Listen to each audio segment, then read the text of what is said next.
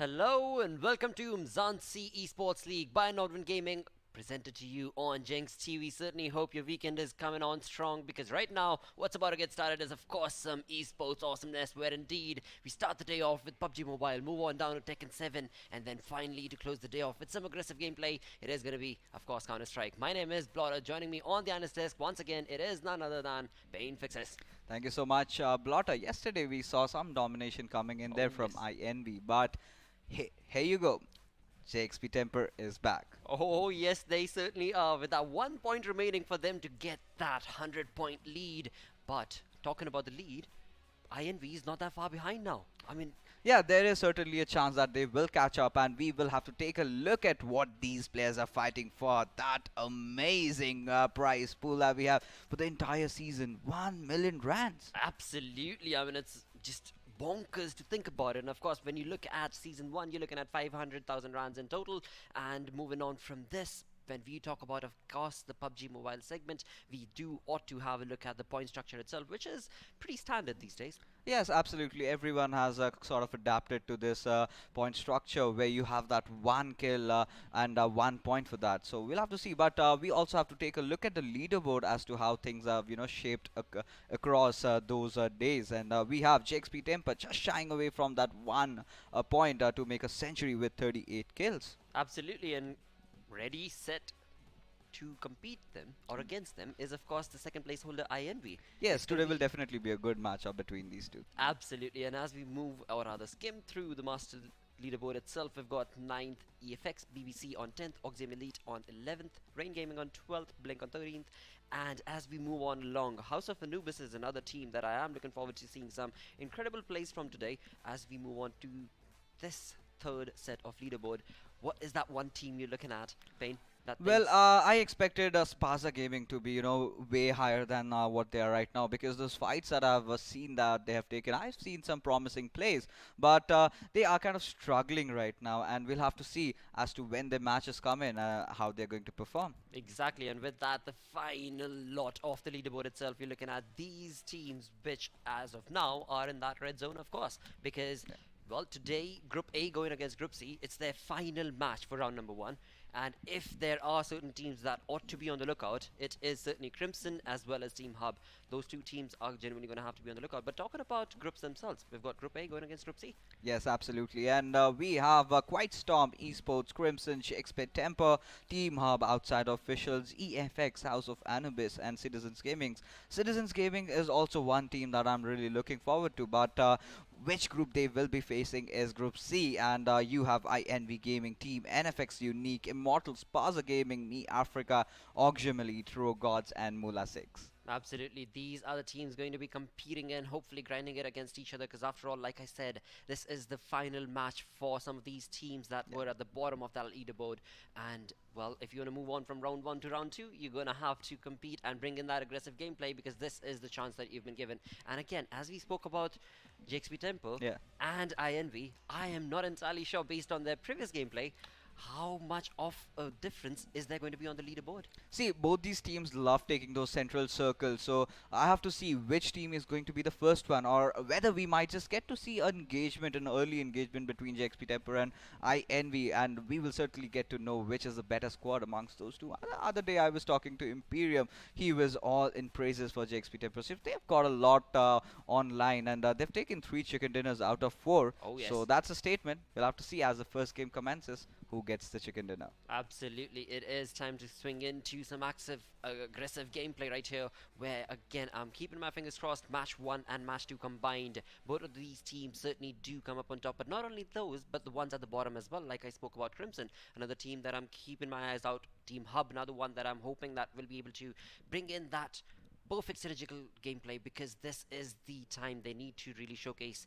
that domination, or else they are out of round one, because only 24 teams are going to move on forth from round one to round two. Yes, absolutely. This day is definitely going to be very crucial for the bottom tier teams. They really need to step things up, and I'm Yep. really excited as to what they have to offer today. Absolutely. With that, let's quickly segue into the game itself. With our casters, of course, it is DK and Pashi coming to you live with game number one.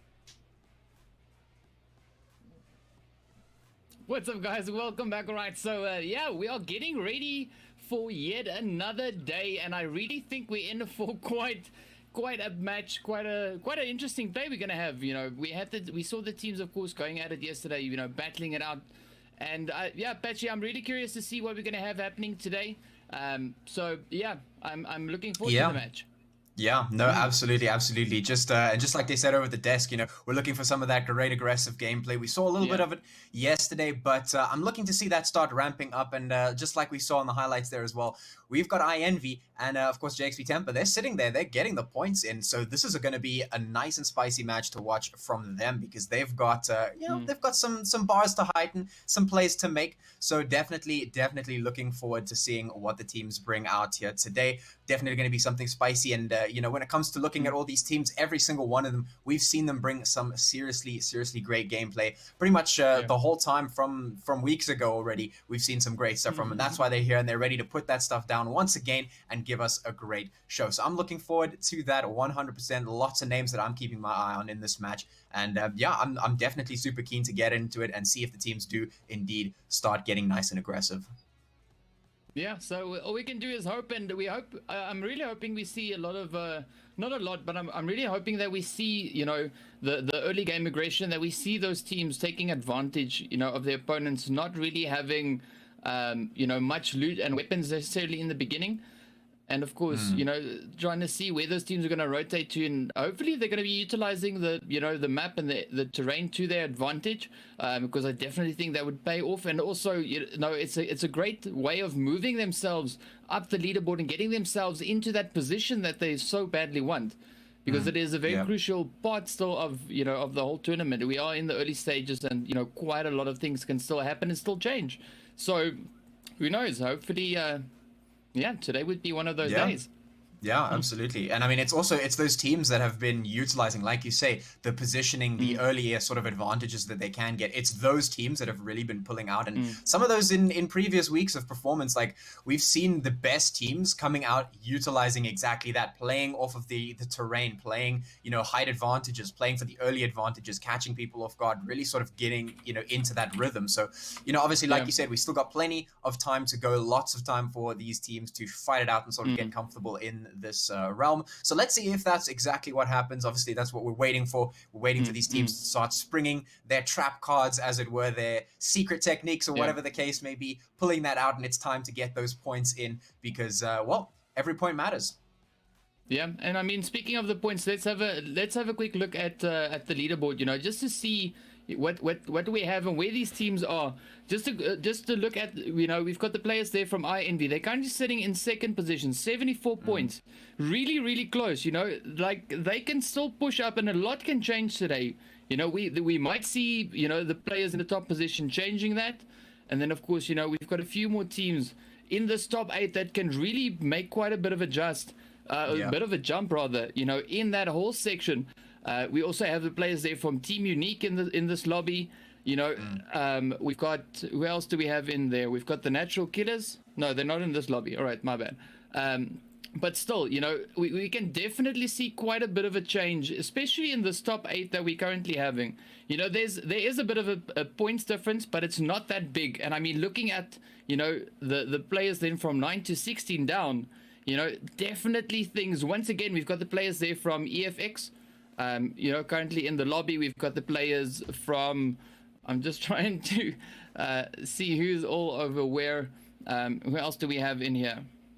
House of Anubis. No, yeah, we do. Yeah, there we go. So House of Anubis. So there's a lot of changes that we can actually see today, and I'm really looking forward to, seeing to what these teams are going to be doing, how they're going to play it, and then in the process start moving up and start changing up this leaderboard. Because as you can see, there's still a lot of room for change in this.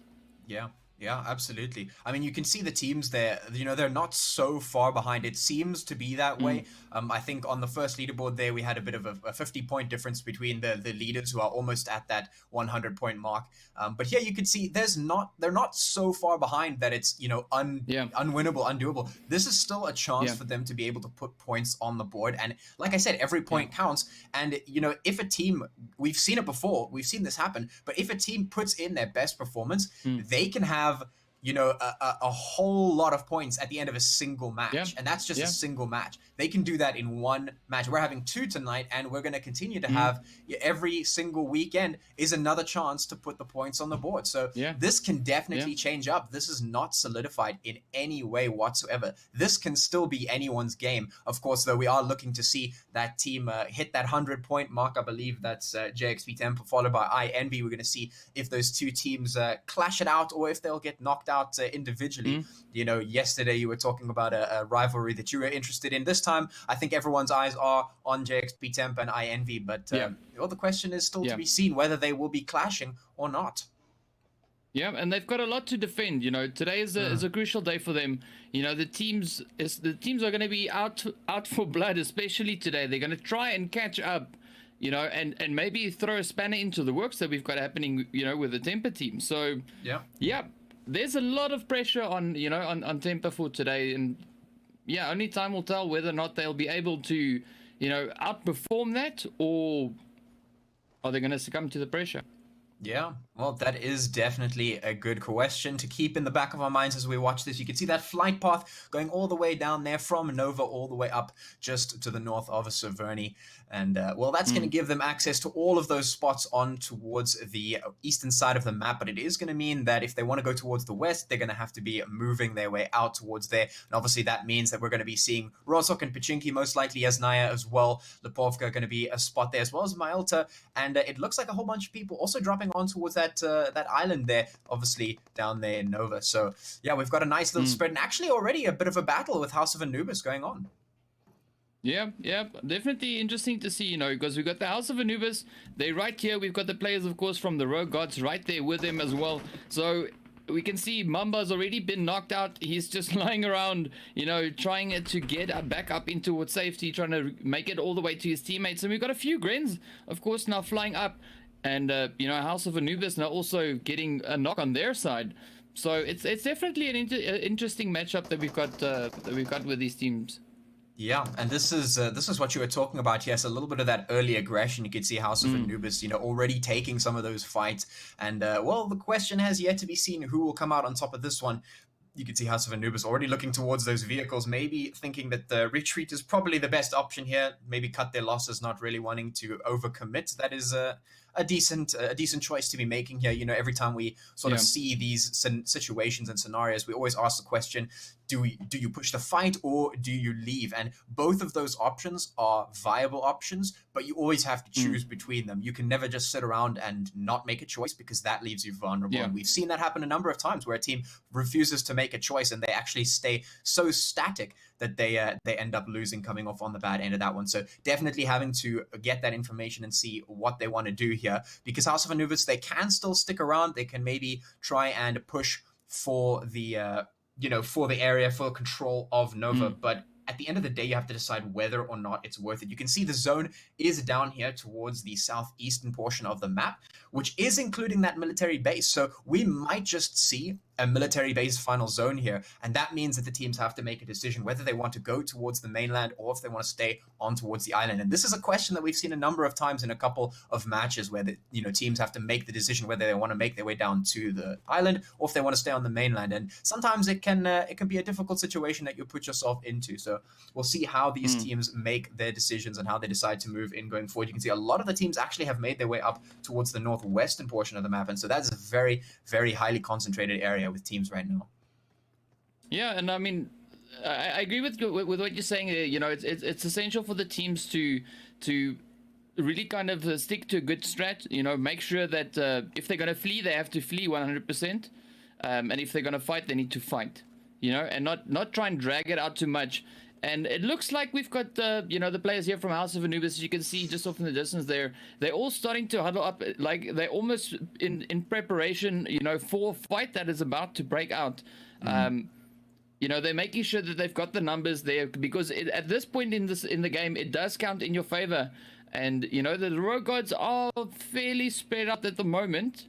But we also have a little bit of action also now happening, as you can see in the kill feed there. That, of course, being between the players from USO and the players there. I believe it's from Spaza Gaming. Yeah, Spaza Gaming. So it's been interesting to see what's happening, you know, and also whether or not the players here from House of Anubis would be able to get those shots. Because you can see we got PB&J here just providing some cover fire there now for his teammates. We got Edge and Wet, both of them right there taking quite a bit of damage, and Sparza Gaming also getting quite a bit of damage on their end. No one has been taken down just yet, but I mean, we still definitely have those shots flying across, and it's a essential part of the match. Yeah, absolutely. Like you were saying, you know, numbers count quite a bit, and you can see Uzor using those numbers quite to some effectiveness, putting the shots in, and well, there is the battle here. There, you can see Sparza just huddled up behind this card is essentially their only piece of cover right now, and yeah, that's not going to last too long. They're definitely needing to get themselves on the move, and well, you can see Chris and Deity moving their way off. Yeah, they just moving up to get a bit of a flank going. Because they're coming up right behind the players there from USO, moving up, putting those shots in, and down they go. Beautiful decision made there by Deity and his teammate. You know, getting that quick flank, just moving around while the remainder of the squad, you know, busy distracting them, putting those shots in, and Staple and Berserk, of course, now just moving up. So beautiful, beautiful work there. Really great, you know, great work utilizing the terrain. They're using it to their advantage so they can try and sneak up around and do exactly what we saw them doing now. And then, of course, the players here from House of Anubis, they are still huddled up together. They're getting ready to move out. So we're going to see now, will the players from the Rogue Guard start taking advantage of them being slightly vulnerable in the vehicle? Or, you know, will they be able to make a safe escape? Because you can see Traitor, of course, just waiting there on the edge of the wall, just waiting to see if he can maybe find the angle on the players there from House of Anubis.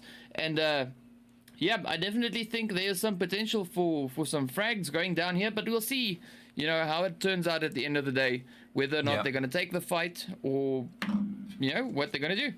Yeah, and you could see on your map there, as it was just being shown, there are a lot of teams up towards the north and the western portions here, just inside the zone. Most of the teams already nice and snug in that zone. The blue zone is making its way in, slowly but surely, just giving some of those players from Unique a bit of a tickle, pushing them in towards the zone, of course, as per usual. Nothing too crazy just yet, and we have 52 players and 13 teams still alive, so other than, you know, the one team that we saw getting knocked out there, very well done, I might add, you know, a nice classic show. We don't really have anything else happening except, of course, that cluster up towards the north. And that is slowly spreading out as the teams do make their way in towards the center of the zone. As we said yesterday, you know, being in the center of the zone is very, very beneficial. If you can get yourself there, your team there, you know, then you can make an easy rotate to wherever the zone lands next.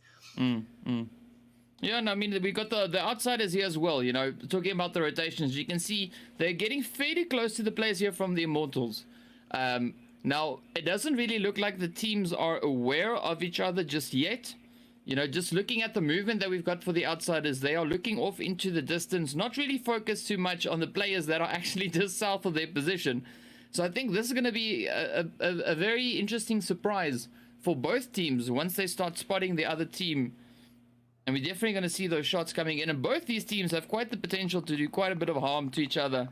And, you know, make a few changes. Yeah, I mean, you know, we were talking earlier about some of the impact that those early advantages and things that are pushed can have on the impact of the game. And, you know, the fact that you're able to take a team out early on is very, very beneficial. So you can see on your map here, we still have some teams huddled down there towards Nova. That's, of course, House of Anubis and Rogue God still just sitting neck and neck at the moment. Up here, we have also the Outsiders and the Immortals sitting here in the sunken town. Of course, up towards Rozok Yaznaya, we've got some other players and teams.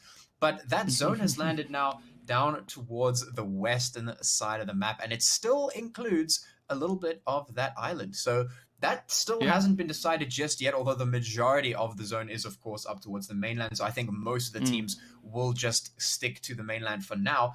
This zone is smaller, and of course, that's going to mean that we're going to be seeing some of these teams getting wiped out pretty soon. Ooh. Yeah, and we definitely have the players here from the Outsiders. They're starting to, you know, starting to push up onto the players here from Immortals. We already saw Wally going down, and as you can see now, the Outsiders getting ready to move up. Moving in building by building, trying to clear their way as they move forward. And of course, you know, in hot pursuit of those frags, they want those kills, they want to get it in. and we're going to have quite a bit of action. And another thing that that was quite interesting for me to see is that the players from Team Unique, they are not in zone just yet. They were way off in the blue, way off on the side, and the outsiders, I mean, they're in a pretty good position here, because we might even see the players from Unique rotating up right past here where they are. Yeah, we've seen some interesting blue zone strats before. Some of them didn't work very well. Some of them were okay. You know, the first blue zone isn't such a bad, you know, place to be fair. It doesn't do that much damage, so you can lag behind.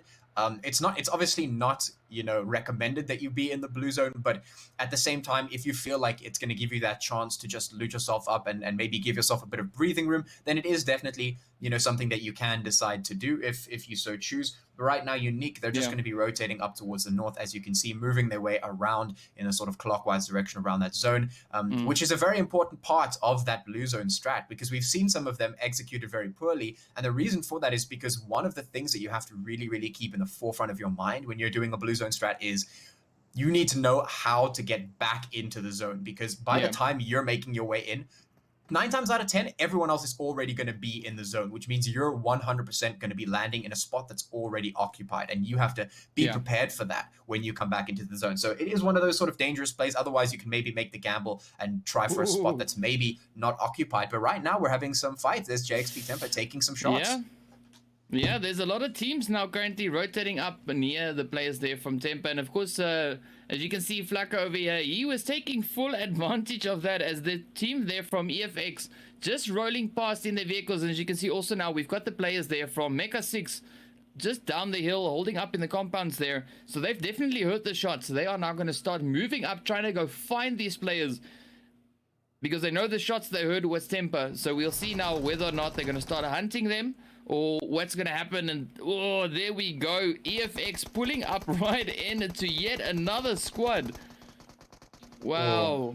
Such Oxy a just difficult putting those spot hits. to be in. Yeah, it happens a lot of the time, you know. We're just speaking on the line of, you know, entering into certain areas. When you're rotating around the map, it's such an unfortunate position to be in when you're not wanting to take a fight. You rotate into one team, rotate away, and just find yourself landing right in the face of another team. So, yeah, EFX not going to be in the best spot. You can see they took quite a bit of damage there, which is leaving them on 1 player remaining at the moment. Oxium now, they're sitting quite happily there just on the side of farm. We have a lot of other teams surrounding here, but, you know, teams that we haven't really seen is just yet as I Envy.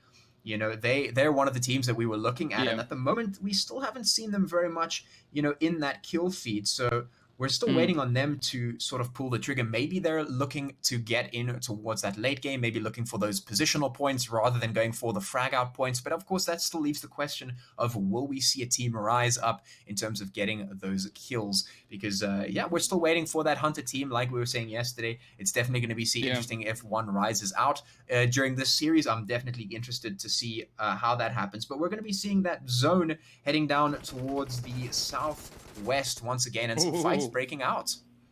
Yeah, I mean, as we saw on the map there, a lot of teams just rotating up in towards the zone. We've got the players there, of course, from Mecha 6 now pushing up on the Immortals. We've got the players here from Temper moving up on the players here from Spaza Gaming. So we've got shots flying off all over the place. And Temper now going in hot pursuit, pushing up super aggressively. Flacco getting taken down. We got Nos and Shady left. Mayo about to get knocked very, very low on HP. You can just see them dancing back and forth in and out of the smoke. And Temper gets the hit in on Spaza Gaming. Wow, that was amazing. Yeah, well done. Some really well played stuff there, but the fight's still continuing here. Immortals putting some shots in now. Look at this. Oh, and up comes Mecha 6. Also getting a beautiful wipe there, and the numbers are pretty low, but now we've got Temper just picking away at them, coming up with a third party. We've got Mecha 6 already quite damaged from that assault.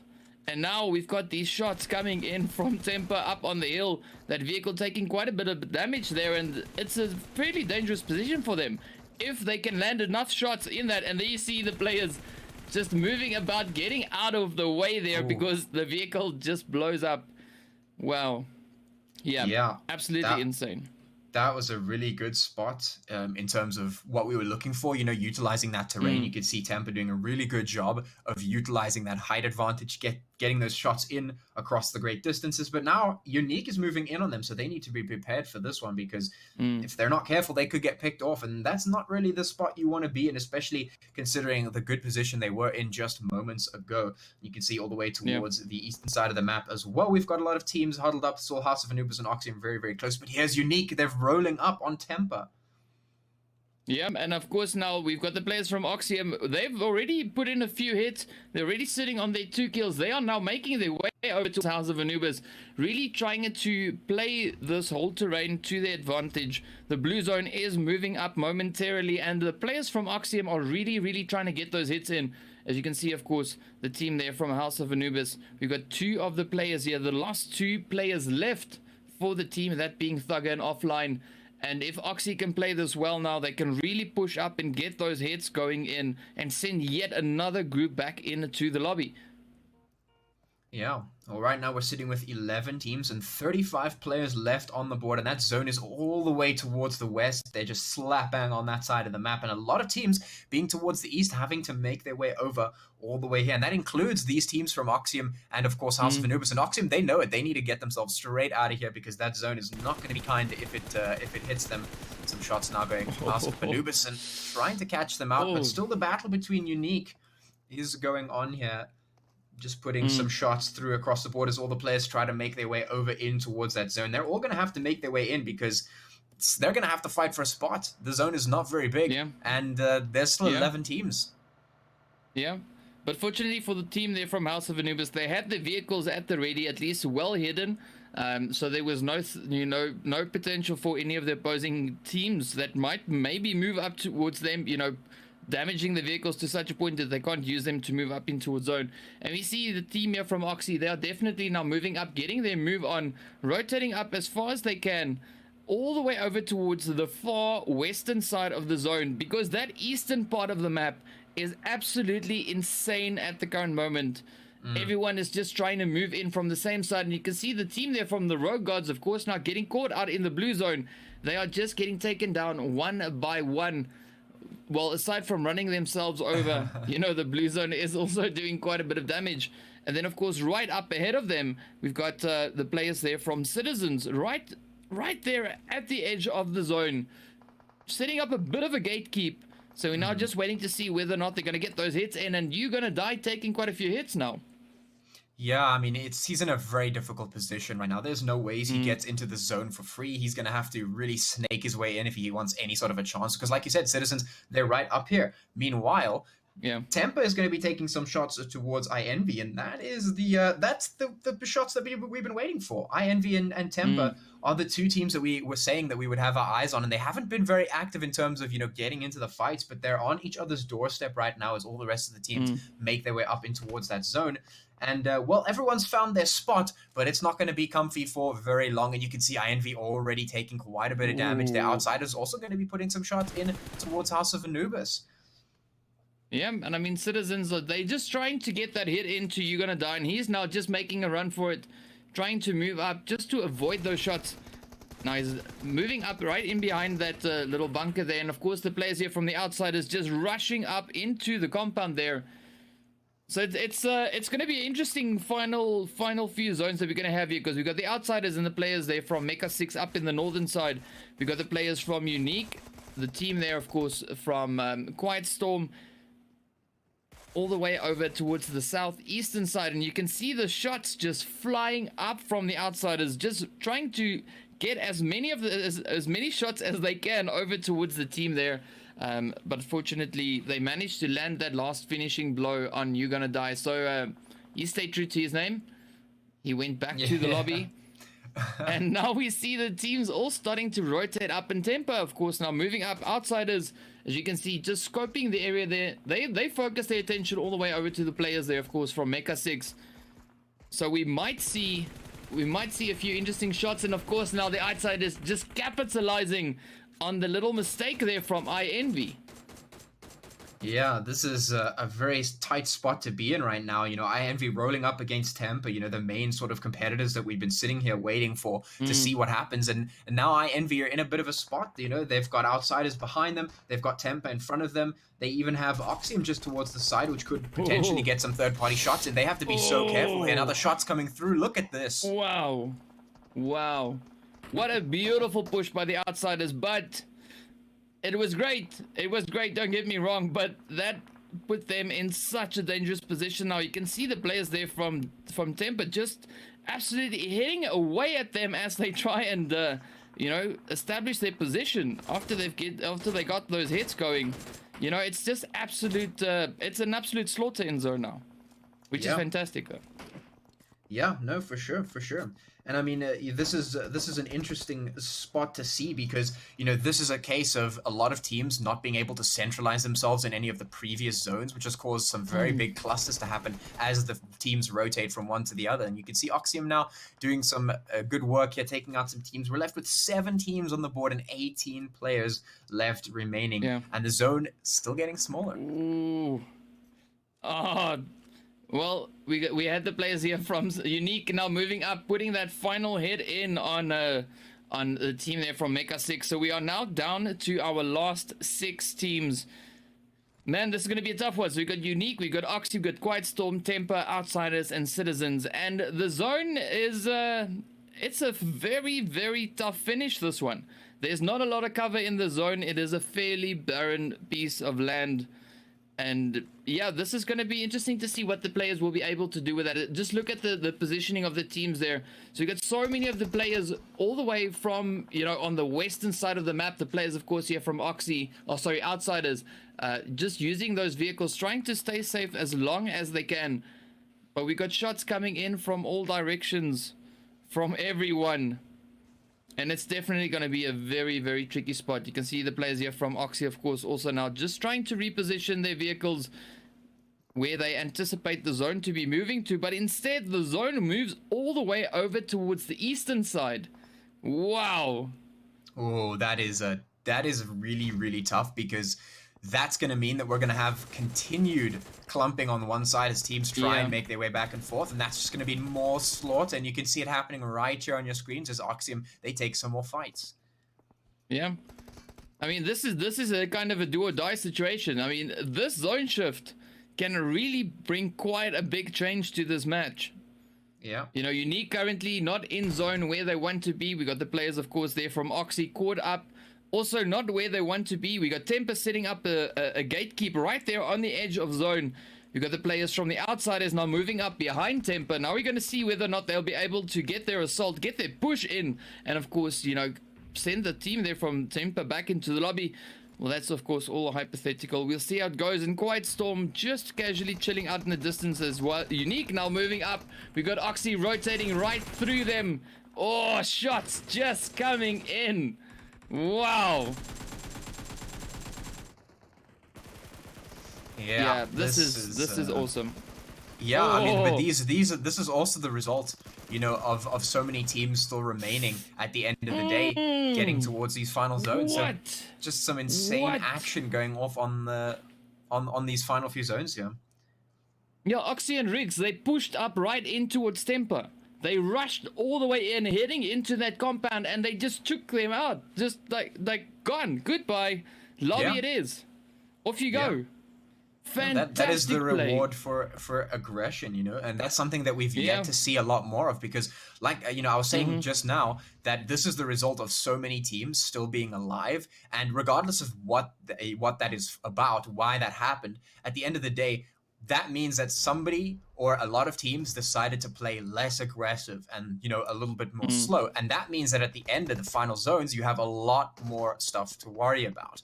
And, you know, if anything is to be seen from this, the Outsiders moving in so decisively, or Oxium, sorry, moving in so decisively, that is, you know, that is just a testament to how really well played or sort of, well done aggression can sort of pay off. And we're waiting for a team to pick up on that in a huge way, because that is definitely something that I'd like to see more of. But right now we have 4 teams remaining, 10 players, and this zone getting extra tiny right now. Yeah. I mean, so unfortunately, the players there from Oxy, they did lose 2 players to, you know, the team there from Unique as they were trying that strat. But that was, as you said, a beautiful move. And Unique now just picking away at the players from Quiet Storm. Hexor, of course, now getting knocked out. Andrew now trying to sneak in a beautiful third party there, while Unique's attention has been turned over towards the other team there, of course, from Quiet Storm. Oxy, I think they're trying to just quickly recover themselves, just make sure that they're in a good position so that they can plan, you know, accordingly to what they have. And the zone is absolutely brutal, and Quiet Storm gets taken down. The last 3 remaining teams not in zone just yet, but they are fighting their butts off. You can see Rush, of course, getting knocked out as well. So we got 1 player left there for Unique. We've got the team from Oxy still on their 2, and the Outsiders still on a team of 3. So a lot can still happen. 7 players, 3 teams, a zone almost 100 meters across. Yeah, and not much cover at that. So they're basically using these drop crates as cover and smokes to do the rest of it. So definitely a difficult spot to be in right now. And at the moment, rotating into the zone is not what these teams are thinking about. They're just trying to make sure that they can get their crosses in the right place, because right now it is up to who gets spotted first, who makes that first mistake. You can see Rix getting aggressive once again. I like to see this. We'll see if it pays off, but this could definitely catch the Outsiders off guard, which will make it a lot easier for Rix and Oxide to get those points in and potentially, you know, get that chicken dinner, because it's all on the line right now. Ooh, what? Rix just ripping it up. Oh, down he goes. Now it's riding on Oxide. Wow. So at least you got the knock in, and I don't think they're going to get that res in on Rasta, unless, of course, Andrew, you know, tries his luck and tries to get the res in, you know, while the smoke is covering their position. Yeah. Yeah, this is looking like Outsiders have a really, really good spot here. And the only way that Outsiders really lose this one right now, if they get this res in, is if Unique and Oxium or Oxide manage to work together somehow. So there's a great Gren coming in, putting in some decent damage. But Oxide and Hates here, they have to sort of work together without realizing it to be able to dismantle the Outsiders. Yeah. Yeah, if they want a fighting chance, that's kind of their only option, you know. So we'll see whether or not we're going to see those shots from Oxium and Unique flying across towards each other, or are those shots going to be flying over towards the Outsiders to bring those numbers down, and then we might end up potentially with a 1v1 for the final to see who gets the chicken dinner for this match. Yeah, that would be insane. Yeah. Oh. Man, this match, so everything has quieted down as these teams are now just waiting for someone to make the smallest mistake. Yeah. Just enough so they can, you know, get those hits in, and it might be a bit, you know, to the detriment of Unique there, because we just saw a quick few shots flying in there. Yeah. Oh, shots coming in once again. Oh, there's the mistake, and it's been capitalized on, but that is immediately fired back on, and now it's on to Hate, and they know exactly what that positioning is because of that smoke. It's given it all away, which means that Outsiders, they just need to surround this position right now. I think it's done. I think Outsiders have got this one. Well, maybe. I mean, Hates can still pull this one off. Zero, of course, now being the sacrificial lamb, they're moving himself up, trying to see if he can spot out where Hates is. Because he's moving up, you can see him searching. He's just there searching, trying to find it. Oh, we got the shots now flying up. Rasta getting up, and it pays off. What a finish! Well done. That was fantastic. The Outsiders grab that chicken dinner. So after all of that, wow, that is the outcome. That was close, I must say. That could have been if Hates and Oxide had been able to potentially get something done there. That could have been a little bit more interesting, but ultimately, you know, that was that, and some interesting stuff happening all across the board. So yeah, well played. Yeah, well, I'm a happy cast at the moment, I must say. That was a fantastic way to kick off the PUBG for today. Absolutely. Wow, that was weird. Absolutely amazing to see. The shots it was just great. You know, great performance there from the teams, and yeah, well done. Yeah, Well absolutely. freaking done. Well played. Yeah, I'm super keen to get into the next one. So I guess without further ado, we'll hand it back over to the desk. There we go. All right, thank you guys. What a wonderful game this was. Outsider official coming in with that outside edge. I mean, thinking from outside the box, simply put. And what a wonderful, wonderful victory. With like what, 11, 12, no, 13 kills, right? Yes. 13 kills total. Incredible play. And out of those 13 kills, Andrew had 7. Yes. So that's definitely some Wow. number. He's got enough, more kills than quite a few teams out there. But yes, talking about this particular map, again, we had a quite generic Gatka circle where the circle was wide open, no cover at all.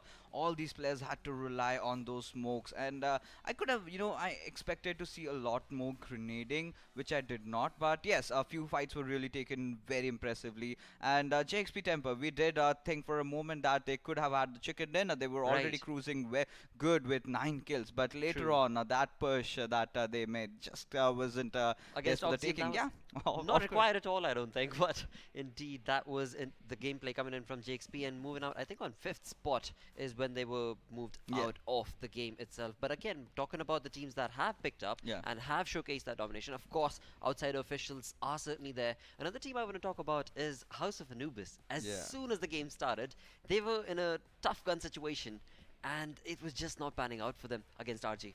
Well, that's how things go. You're always never in a comfortable spot. But we will have to take a look at the match standings in this particular game to see as to where all these teams stand. And there you go, Outsiders official with 13 kills have taken 33 points out of this game. Team NF Unique, quite a good outing from them as well True. with 7 kills. So they are definitely maintaining that consistency. Absolutely are. I mean, NFS Unique we saw yesterday as well. I mean, the gameplay coming in from this team has certainly been pretty unique as they keep on picking up the pace. JXP Temper on that 4th slot right now. Quite Storm Esports, another team that we ought to talk about. So, you remember earlier when we had first week games, we Yeah. noticed this team, Quite Storm Esports, go through the rotation of water. All 4 players, every single time, were in the water. Well, you gotta do how you gotta do, and certain teams, tend to get very aggressive. Certain teams, Right. rely on that positioning gameplay, and that is how this particular team, Quite Storm Esports, did show out. And even today, also, they survived for pretty long. But Indeed. I would have, expected to see some gunfights out of them because, every time you tend to stay very protective, you Exactly. end up not getting any kills, and that's definitely going to affect your point table and standings. But if we take a look at the bottom half, I envy a team that we really thought could, take a lot of kills and potentially compete with JXP Temper. Did not have such a good outing in this particular Most match. certainly not. Most certainly not. Another team to talk about on this second page is, of course, like I said, going to be House of Anubis. As right off the get-go, they were just being gunned down again and again. And as they were on their final rotation, things are still not looking too good again. Talking about the pre-game segment, we spoke about Crimson, Team Hub. These teams are already at the bottom of the leaderboard when you talk about the overall standings. Yeah. And this is the final game between Group A and Group C. I mean, for both of these groups, it is their final game to move on from round 1 to round 2. Crimson has to showcase some synergistic gameplay if they want to be able to get away from those bottom of the leaderboard. Absolutely, Crimson is in deep waters, but right now we will be taking a look at the overall standings as to see all these teams groups combined, group A, B, C and D, where do they stand. So finally JXP Temper have successfully crossed that century mark, now sitting at 115 points with the highest kills as well, 47 being the number, second followed by Team NF Unique, who have been showing quite a good outing as well, standing on the second position with 84 points. Absolutely, and as you move on, third spot is INV Gaming, but fourth one right here, this is a huge jump for outsider officials, as earlier they were set at 15th slot, that is on the second page of the leaderboard, but right now they moved all the way into the top 5, which is unique once again. Wonderful gameplay coming in from this team. 5th is Gamers United Nation, 6th is Oxium Elite, EFX 7th, and Team Vibe is on 8th spot as of now. Well, Oxim Elite did put up quite a good show, but I really felt they could have done better because with the car rushing on a Right. play, I just saw that you could have just gone vehicular manslaughter mode, just Ought to run have. him over. You can do all those things. You need to take risks to reap higher rewards because they went on to make a safer route and they stopped by far, but until then it was too late. But taking a look at the second quarter of the table, we have Dark Dungeons on the ninth position, Natural Killers for You Quest, and PBC is another team that I was really looking forward to. Absolutely, and right now House of Anubis looking pretty neat at 15th spot. 16th is taken over by Citizen Gaming. So again, I mean, Citizen Gaming is from Group A, looking really satisfactorily sorted on the second page of the leaderboard. As you move on to the third one, you got quite stormy sports. I mean, this team has played 3 games, Yeah. has 3 kills, and the only reason they're here on that 19th spot is once again down to the placement points. Yes. This team certainly knows how to survive, how to play the circle, but Exactly. one thing that they really need to work on is getting those frags. And Yes. I've been casting various regions, and like I said earlier, I would love to see some more of those grenade utility plays coming in, a lot of smokes being used, because today was an open circle. So at one point, JXP Temple had the center, and the next moment that we see is the circle laterally shifting out from them, and that's when they made Right. the push. What they could have ideally should have done was had one player behind, let the other guys close in, because when Oxim Elite players started shooting, they could have had that ADS cover fire, which they certainly did not. So, So those mistakes can really cost you the game, and that is what happened with JXP Temper today. yep, that is true. I mean, they certainly did try their luck with separating the team amongst the two. I mean, right now we've got the highlights, of course, and we're starting off with INV, and right here is Crimson. They did showcase some decent synergistic gameplay, but was not working for them at all. Well, Crimson has been having their troubles lately, and they've not done much to fix anything about it. If it's a problem with your rotations, you gotta change it. If it's your problem with your gunfire, you just need to elevate it. You just need to go into those training grounds, practice all those shots and everything. Because we know esports right now, PUBG Mobile especially, is still in a budding phase in Africa, and I really love the fact that all these players are kind of stepping it up, giving their best. But to be the best, you have to grind it hard, and you need to know as to how to take all these fights. And a lot of speculations can be made, a lot of mistakes, things can be changed. So yeah, I would really want to see. This is the open circle that I was talking about. Smokes were deployed, that was fine, but you could have done a lot with the grenades. And look at this push. So they could have easily run him over, but decided not to. Instead, now Rush God did punish both of them in the process, taking down 2 players. And this is where JXP Temper did make a push. I felt it was kind of cocky over there, because you need Right. to make sure that you've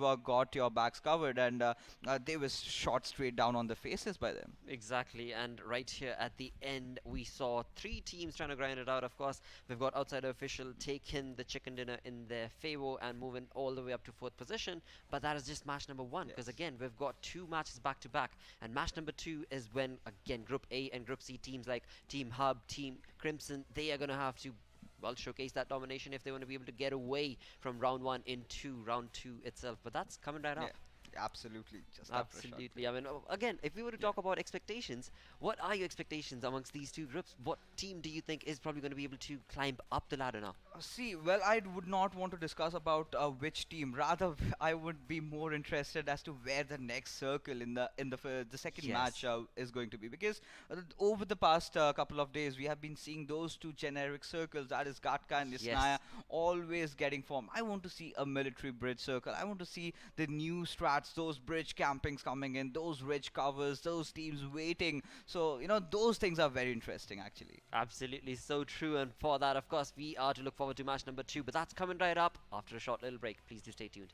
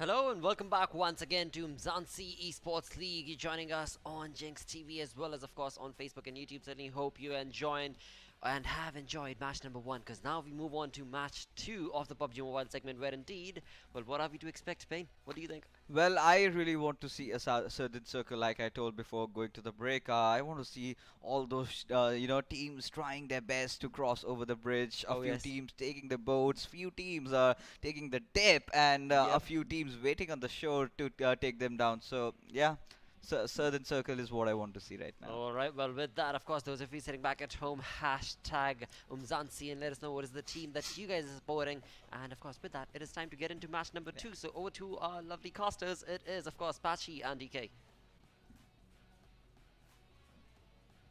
There we go. Thank you so much to Blotter and Fixers there. We are getting ready for our second match of the day, and based on what we saw in the first one, Batch, I'm definitely super excited to see what we're gonna have in this upcoming one. Oh yeah, for sure. Definitely, as we go on match by match, we're seeing more and more spicy stuff happen across the board. And we saw some great stuff from quite a number of players there in the previous match. Most notably, a little bit of an honorable mention that I just want to throw out there. We saw Oxium there, Oxide, and of course Rix pushing up there. Some super great aggression, taking out that team from Temper, which we were keeping our eye on there. You know, the big sort of rivalry that we were all looking at. So yeah, exactly. Props to them. So yeah, I'm looking forward to more of that going forward. You know, we're just about to jump into game pretty soon. So yeah, I'm ready to get straight into that and see if we're going to be seeing any more of those spicy plays happening, you know, because that's what we like to see. You're going to be able to see that flight path all the way from the bottom of the military base from the eastern side all the way up just towards the coastline on the west of the map. So a very low down flight path is going to mean that whole northern portion of the map is going to be difficult to get to. So let's see if the teams decide to go exploring or if they're just going to keep themselves down here towards the southern portion of the map. Well, it's a very similar flight path to what we had in the match, in our second match yesterday as well. You know, oh, look at him, at Boyka. He's just, he's scared stiff. With he's T-posing on the rest of the enemies. Yes, you know. So this flight path does definitely open up the map to some interesting positions where we can see the teams moving up in towards. And one thing that I'm really looking forward to is whether or not Spaza Gaming that we've got touching down in the military bases, you can see there, whether or not we're going to see them with another early rotation out of the military area, like we had in our first week. They landed in the same spot and they rotated super quick, or super early rather. Never mind that. Out of there. But in the meantime, we have the players from USO and INV, as you can see, very close together. USO and INV both still at a slight bit of a disadvantage, but Inspector making the most of it. They're grabbing his UMP and just tapping away, getting those shots in. Yeah. This is the crucial part, of the match, like we were talking about in the previous one. And if you can sneak in and get the shots, you can really change up what happens on the leaderboard. Yeah, absolutely. It's definitely a big part, and just being able to pick up the nearest gun and wreak havoc with it is a lot. Is a lot of work. It can do a lot of things and change the way the game plays out. Now, you're going to be able to see that zone is, of course, all the way towards the north, which is going to encourage a lot of the teams to start moving their way up. But right now, Uzo putting the shots in response and just getting a little bit of that fight going. So both INV and Uzo trying to get those hits in and trying to knock one another out here. Inspector putting in some more damage. Yeah, and one thing that we could also see is we could see Thy Slay moving up from behind, because we got Inspector and Maniac over here on this side, and what I'm waiting to see now is whether or not Thy Slay, whether or not they're gonna move up to this position, because at the current moment also we've got Boyka, but he's fairly far away. There's quite a bit of distance between him there, and if INV plays this well, they could get in the shots, but of course at the same time we could see the players here from USO really doing the damage to INV. And of course, one of these two teams are going to be sent back to the lobby pretty soon. Unless, of course, they start rotating out. Yeah. Yeah, absolutely. Well, I mean, right now, INV in a really decent position. You saw Inspector on the top of that roof was able to get in some pretty good shots down towards Azor, and the rest of INV could potentially make their way in. So Edge is gone, and Wet Willy is now getting attacked as well. So INV in a very good position, and they're capitalizing on that, already putting the shots through.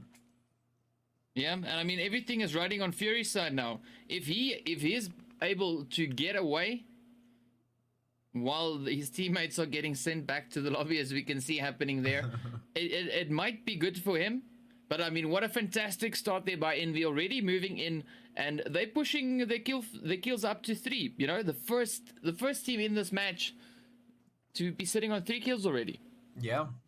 Yeah, I mean this is the sort of style that we've been wanting from teams like iEnvy. We were expecting in the first match, you know, we were talking about can iEnvy and Temper sort of break the barrier? Can they get in over those 100 kills? You know, going to be breaking that mark, getting up there, putting in as much points as they can get.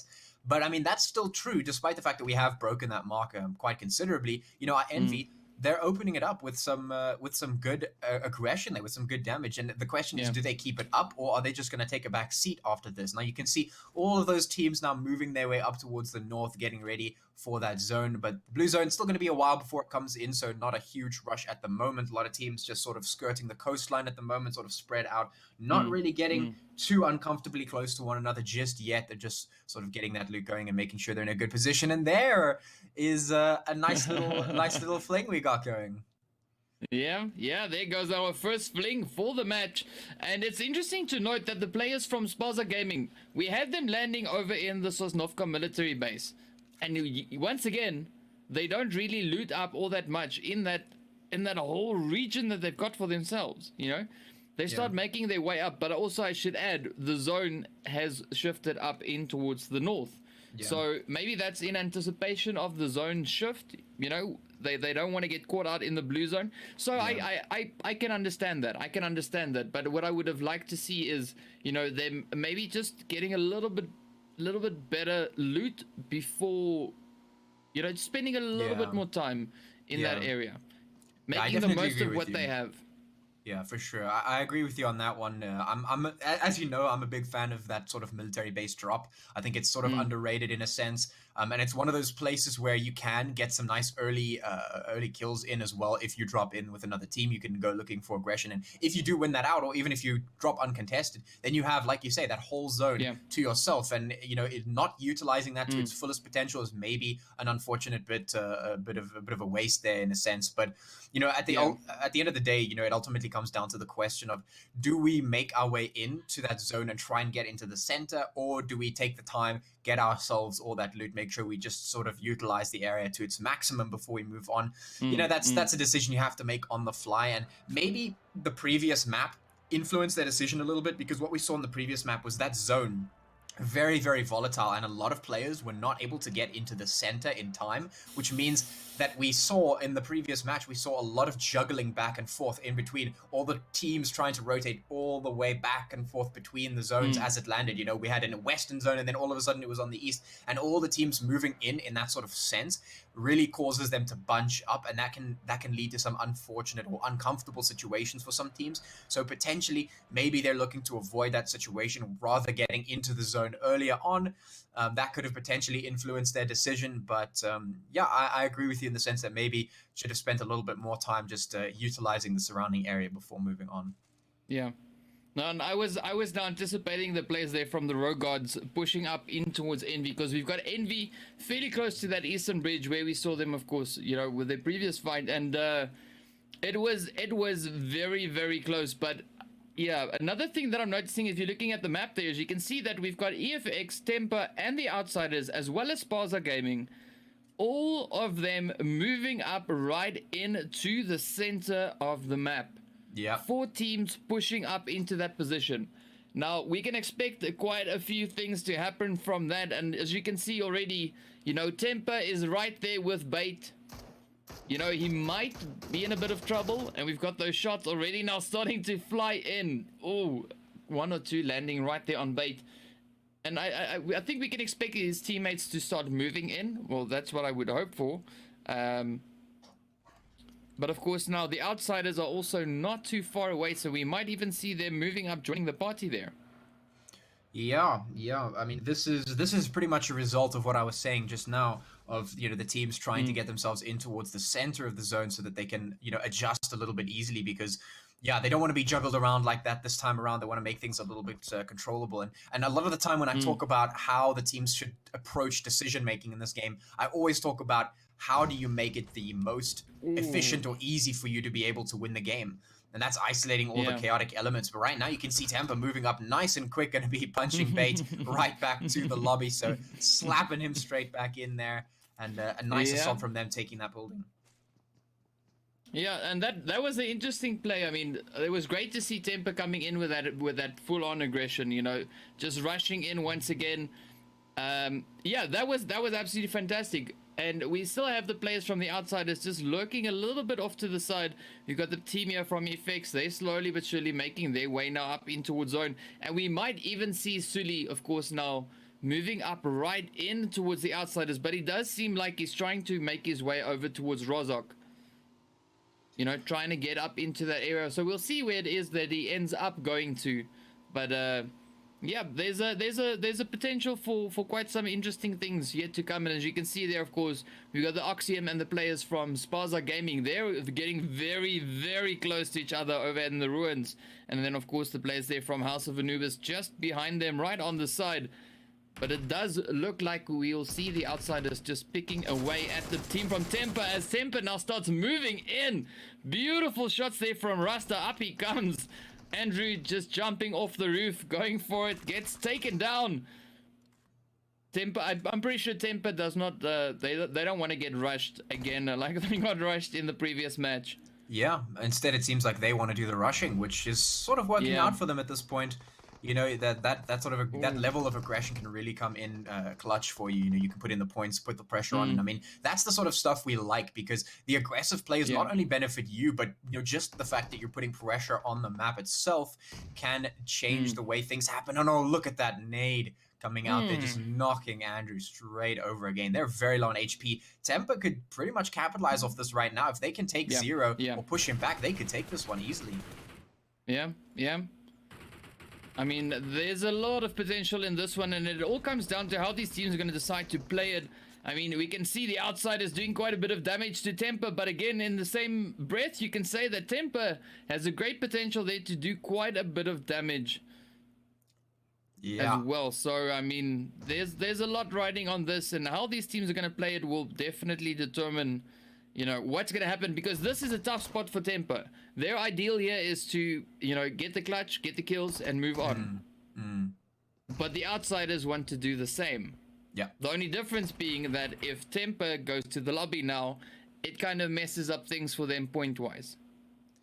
Yeah, that is definitely true. And when you're holding such a high position, in the lobby, in the scoreboard, you definitely want to be able to keep your points. You want to be able to put as many on as you can, but you also want to make sure that you're getting those points at least. And that consistent performance is really a critical thing to sort of practice. And some more nades coming out here. Some really good nade work coming out from Temper. They do not want to lose this one. No, and we're seeing a pretty good exchange between these teams. I think this is a fairly even matchup. The outsiders getting knocks in, Temper getting knocks in. Both teams managing to have a pretty good trade-off. So one player gets knocked, he gets res. The next one gets, they circling it around, and sooner or later someone's gonna start running out of meds, running out of ammo, or throwables. Something is going to happen. What that is, I do not know, but I'm pretty sure we will find out in due course. Yeah, I mean, this is very much a war of attrition here. Like you say, these two teams being so even out means that somebody has to spot that opening. And once the opening is there, you have to take it, because I don't think you get any other chances after that, because it becomes more difficult and more difficult for you as time progresses. So both of these teams are looking for the crack in the defense before they make their way in. But in the meantime, there's a lot of teams who are moving up centralized towards the southern portion, or at least south of where this fight's happening. But that zone has hit all the way towards the northeast, which means a lot of teams are going to be sitting uncomfortably and they're going to have to move out. So Temper and outsiders need to finish this fight up, because otherwise they're not going to be able to get into the zone. And you can see there, Temper, they realize that, they know that that's exactly what's going to happen, and they're getting themselves out as soon as they can.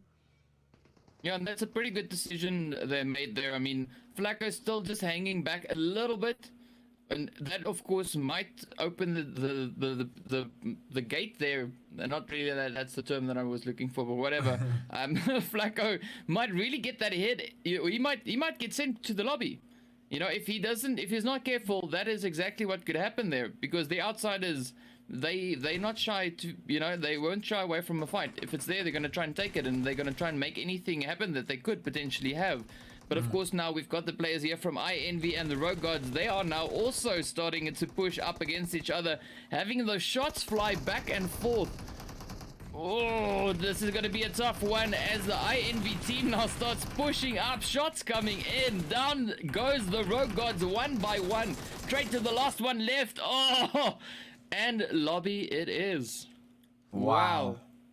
Yeah, that is another great set of plays coming out from INV. And, you know, I asked the question earlier on in the match, is INV going to keep this up? And look at it, they have done exactly that. So really well played from them. In the meantime, you can see in the kill feed there, the Immortals getting some hits in on towards Oxium, going to be sending those guys out. And the fight between the INV did actually happen inside the zone, so they're sitting nice and comfortable at the moment. The blue zone is making its way in as well. But the rest of these teams, they have to get in towards the zone. INV, look at these fights. They're still getting aggressive. They're still taking it. This is brilliant to see. Yeah. And I mean, the citizens were they came driving past them a little bit too close for their own comfort. And you know what we just saw is a result of that. INV just putting those shots in, and you can see the remainder of the team taking a much wider swing around things. And of course, the outsiders, they now starting their push on Temper. Oh. What did we just no? Okay, so that's just two of the players from Temper getting taken down. But I mean, the outsiders are out for blood. They are just, well, that was one. Flacco got taken out there, my bad. But that was that was crazy. I mean, eventually the fight that they had there came to some kind of conclusion, which is great to see.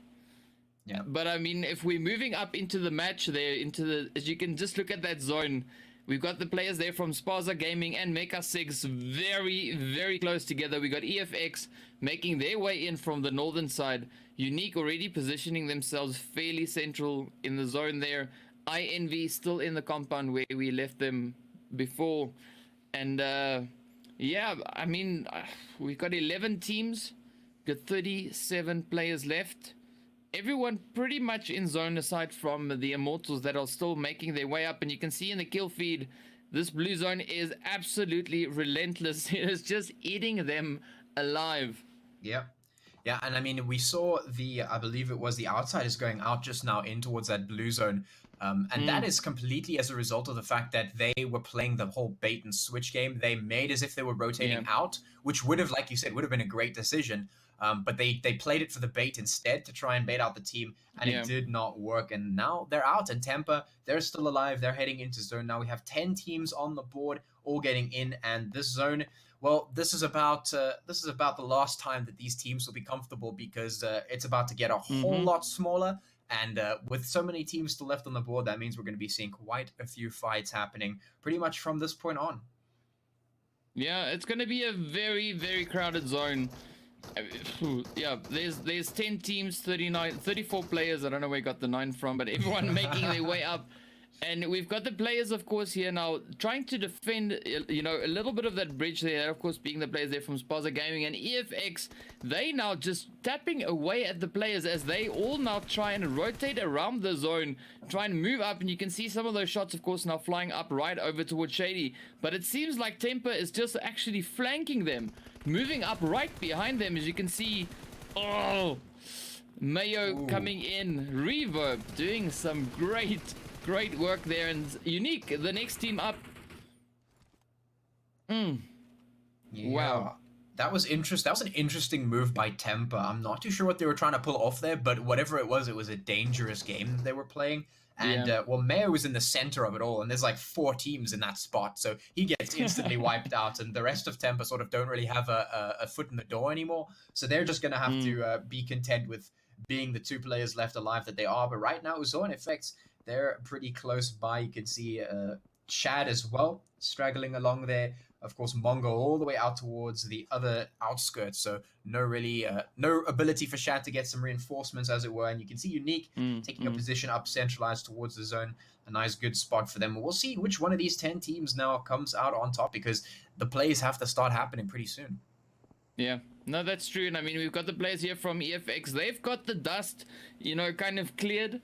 You know, everything is oiled, everything is ready. They are hungry. They want the fight, and you can see just by the way that they're moving around, you know, they're looking for those shots. They're looking for those angles. And as we can see on the map, of course, there we've got 1 or 2 more teams still left on the outskirts, you know, just outside of the zone. Unique, the only team at the moment in the zone. So we're going to see whether or not these teams are going to start rotating, and we might even see the players there from Quiet Storm moving up from the southeastern side up right behind INV. But I think House of Anubis is beating them to the punch there as they now start their assault, making them move in. And you can see FX still trying to find a few shots there, but loads of shots. Oh, look at the kill feed. It is going absolutely insane. House of Anubis and INV going at each other's throats. And I think Maniac, yes, Maniac is the last remaining player for the team here for INV. It's a 1v2 at the current moment. If he can push in, he might even be able to get those finishing blows in. So there's actually quite a lot riding on this, and just listen to the shots in the background. There we go. Beautiful finish by House of Anubis. And the kill feed is absolutely lit up once again. We got EFX, we got Unique, we got the players from Quiet Storm pushing up on Temper. Man, it is gonna be a crazy, crazy zone. Yeah. Just look at that kill feed once again. Wow. Yeah, House of Anubis there, and they ended INV's streak there off. They had about 7 kills going for themselves, and unfortunately their streak was ended there by House of Anubis, able to shut that down. But the shots are still continuing on here. You can see Unique taking some heavy damage as they try and get themselves out of the situation here at the moment. 8 teams and 24 players remaining. And you could see the northern part of that zone very, very contested here. Unique, once again, still sitting in a good position, very centralized towards the zone. You can see them in this forest here. They've got a little bit of up and down sort of territory, terrain, as it were, that they can play with. But, well, let's see if it works out for them. We've got Quiet Storm now pushing up on Temper. Just look. Oh, Nos is the last one left. And we got Quiet Storm hunting him down, trying to catch up, trying to get those hits in. This is going to be absolutely insane. You can see Unique, of course, now also still moving about. Spaza Gaming not too far away. Nos getting that hit in on the kill feed right on max. So Quiet Storm taking a bit of damage, and several players, of course, now and teams putting the shots in, making the work. We got Uso still left with their lone survivor there, just on the edge of zone. EFX all, of course, now dropping down as well. We got the House of Anubis team. They are fairly comfortable in zone, and as you can look at, just looking at the screen, you can see there is there's quite a few teams still on the outside of the safe playable area. And we've got a lot of grains coming in now. Just look at that one in the kill feed there. Fury grabbing yet another kill. So there's some fantastic stuff happening right now. Yeah, absolutely, for sure. There's just, we're in a spot where there's so many teams in this tiny space that if they look any direction, there's going to be someone to fight in some way. You could see the shots already going through. Everyone's just taking fights all across the board. It's non-stop right now. Yeah.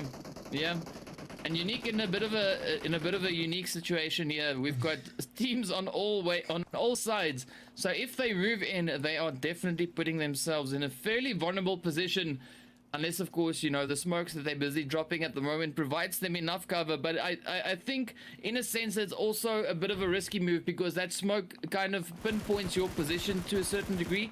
And the teams now instead know exactly where to be focusing. And you can see everyone now just trying to move up in towards the zone.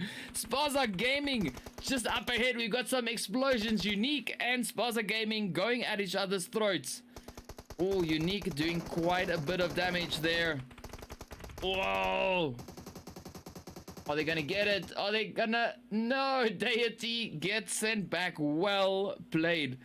Man, this is absolutely fantastic. This is insane. This is what we wanted. The team's going ham on the match. That is Unique yeah. and the rest of the team from, I think it was that Spaza? Yeah. Oh. They just rushed into the same spot, just immediately mobilizing their vehicles into that one smoke and just clapping straight into one another and just fighting it out brute force. Yeah, no, this is amazing stuff. I mean, we got 3 teams here: House of Anubis, Unique, and Quiet Storm. You know, this is gonna be an insane finish. And what a amazing performance the teams have given us this round.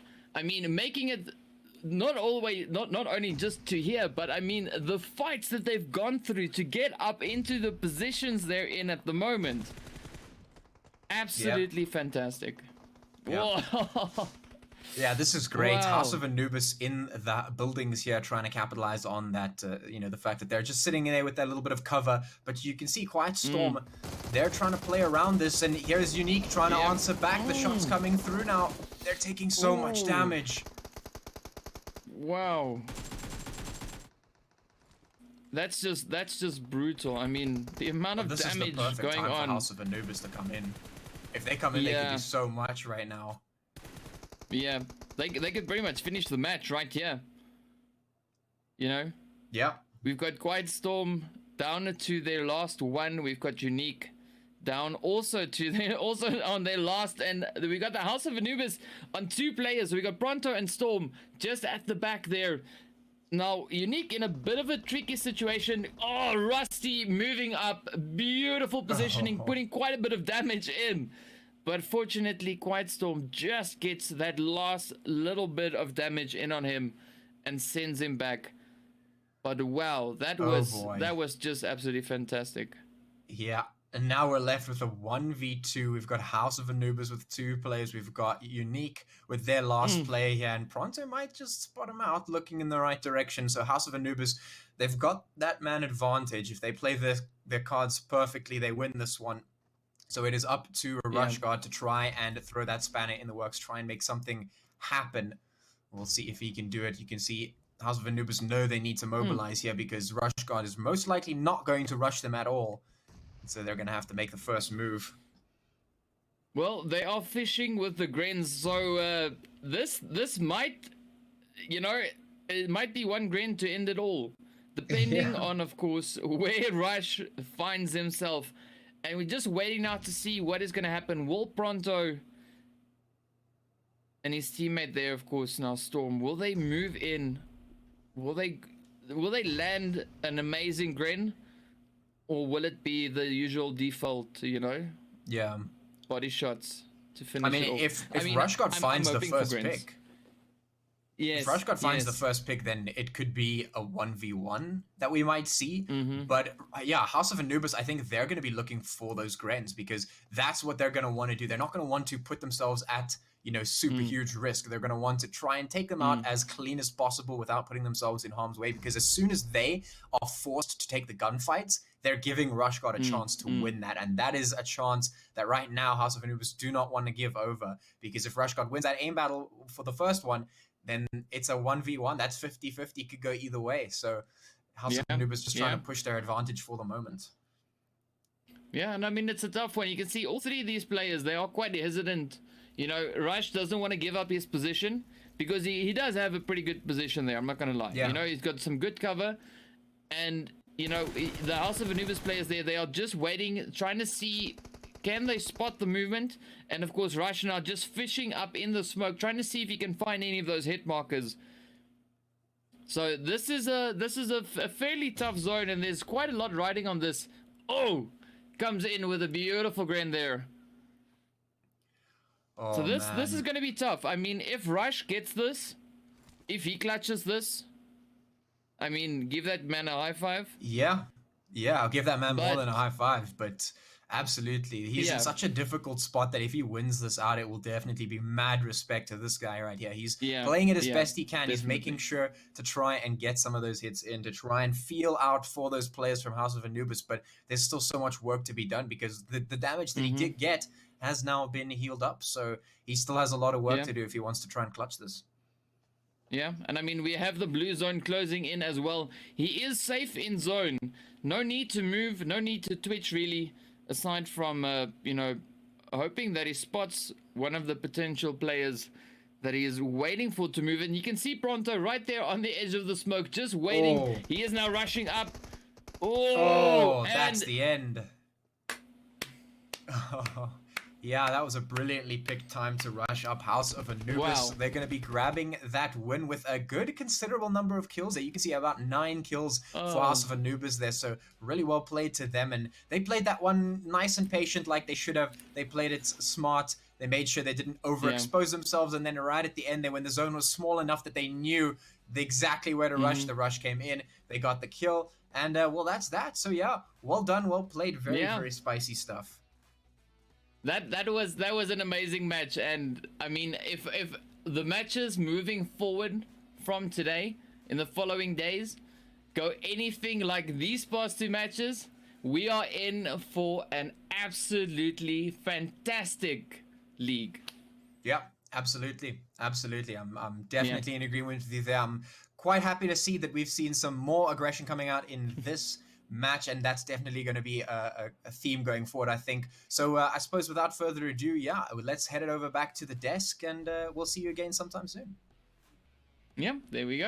Alright, thank you so very much, guys. Match number 2 coming to an end, but GG's indeed. I mean, I've been calling it since last weekend itself. We need to see aggression, we need to see pushes, we need to see some dominating gameplays, and that's what we saw.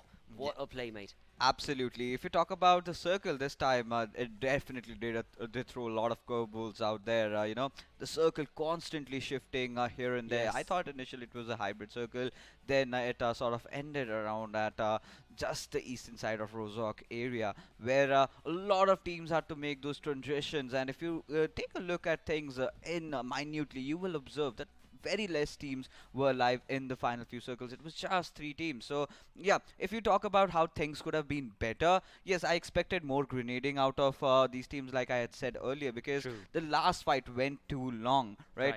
Either of the guys were not pushing, because if one of them would have been knocked, then the entire momentum would have shifted to NF Unique, and he did really put up quite a show holding himself out there. But that was a very well executed textbook finish coming in there from the House of Anubis, and that got them the chicken dinner. They absolutely did deserve that chicken dinner, because House of Anubis played it to perfection this game, and of course with that gameplay will be showcased on their leaderboard score as well. But with that, we've also got our highlights, and right off the get-go, Crimson getting, well, not so good start. Even JXP Tempo was playing really good, and if you remember about the rotations, they were on the northern side. They had to make a transition, where I remember a player named Rush. He had a good position over there. He could have taken down 4 players while they were crossing the bridge, but he decided not to do so. And then JXP Tempo came in, got a good compound, but things really did not work out for them. Even we had a quite decent outing, but yes, EFX were putting up quite a show. They were also getting a few kills here and there. And yes, JXP Tempo finally not winning all the games, making the league sound like a league, because it's not one-sided anymore. All these teams, especially I think after NF Unique having such a consistent run in both the matches, I am wondering as to where they stand. What is the difference between the points? You see this fight, right? It was so chaotic. It was absolute pandemonium. Unique's players did not really realize that DT was just beside him, and yeah, so House of Anubis really had that high ground advantage. They let Unique and team Outstorm kind of play it amongst each other, and even this particular team which we were talking about was slacking off in a few kills, but always kept on those possession points running. This time got I think 4 or 5 kills. Absolutely, I mean, that was wonderful to see. And another thing to talk about would probably be Quiet Storm Esports. Yes. That team finally taken a really good stance, and with that they are 3rd on this match standing leaderboard, wherein they got 7 kills. GG's indeed. And Team NFX Unique is on 2nd with 9 kills, 23 points, and of course House of Anubis getting that chicken dinner for themselves. I envy this time around, and JXP Tempo 5th and 6th spot respectively. Yeah, but I loved the way Mecha 6 played today. Much needed points for them. They were, kind of struggling. But if you take a look at the bottom half, Citizens Gaming again disappointing outing. Oxium Elite, the team that played phenomenal in the last game, this time went off quite early. And Rogue Gods Gaming, they really need to fix things up. And maybe it's just too late right now at this particular point. It probably is, but that again will be confirmed when we look at the final leaderboard standing itself. That is the master leaderboard standings based off of all the matches that these teams have played. And of course, with that, we have GXP Tempo, of course, on top of the charts with 124 points, 50 kills to them. NFX Unique is on second, and INV on third. Again, these teams are pretty confident with the gameplay they bring in. One team to talk about would probably be the 8th spot holders, EFX. They haven't had a decent run, well, in the past game or two, I would say. Yeah, absolutely. They've still, got an average of good positioning points and Absolutely. some decent kills for themselves. But yes, if you take a look at the second quarter of the table, we have Team Vibe that is yet to showcase a lot. So this is a team. They have 25 placement points and 26 kill points. So they're on the aggressive side. If they could just work on their positioning a bit more, maybe they can perform better. Quite Storm Esports, like we said, 37 placement points, and I mean that is really an impressive strat, considering they're on the second quarter. So the kills department, they have really worked on that, and Yes. they've got quite some kills in this game. If they continue to keep this momentum going, I think we can see a better outing from them in the next round. Absolutely. I mean, round one, as it comes to an end, today being the second last day, tomorrow being the last. But again, the teams that play today, Group A and Group C teams, for them, this was their last play altogether. And with that, Crimson from Group A looking pretty neat on that 24th spot right now. The only thing that can go against them is tomorrow's match, of course. Yes, absolutely. Crimson definitely are on that 24th position, but we have two more groups, going Tomorrow, against each exactly. other. So those teams, all these teams, Reluctant SA, Blank Legion, Inkosi, Syndicate, Red Reserve, and Team HUB still stand a chance if they play their cards right. If they have some decent outing, they might, just tuffle over Crimson, and that would be the end of the road for them in this league. Yep, sadly it might be, but another team that we were talking about that you actually mentioned was Team Vibe as well as Yeah. Natural Killers. Now we are going to be witnessing their gameplay tomorrow. Yes. Tomorrow, of course, where both these teams are going to grind it out. I am going to keep my hopes pretty high up because these two teams in the initial week have showcased quite a lot of domination. And Yeah. again, tomorrow being the final day of round one itself, where from 30 teams you're going to move on down to 24 teams that shall move forth into round two. The competition is getting fierce right on the perfect time it possibly could have. Absolutely. I mean, it's no more a one-team show. NF Unique have also certainly crossed that 100 mark, and just shy couple of points behind Jake's Temper, and they've really picked up their momentum. But I Yep. really want to see more out of the other teams as well as the league Right. progresses. Absolutely. I mean, that is something that today was kind of hinted upon by Yeah. QST, Quite Storm Esports, as they did bring up that gameplay and they did showcase that, yep, we've got what it takes to bring down kills and bring down clutches in our favor as well. And with that, we are looking pretty neat when it comes to Group A and Group C. But tomorrow, Yeah. Group B and Group D are going to fight it out because those who get relegated will not be moving on into the next weekend number 3, and the games thus on forth. But with that, we do reach the end of our segment right here of PUBG Mobile. Stick around as we go on a very, very short break, because coming right up is Tekken 7.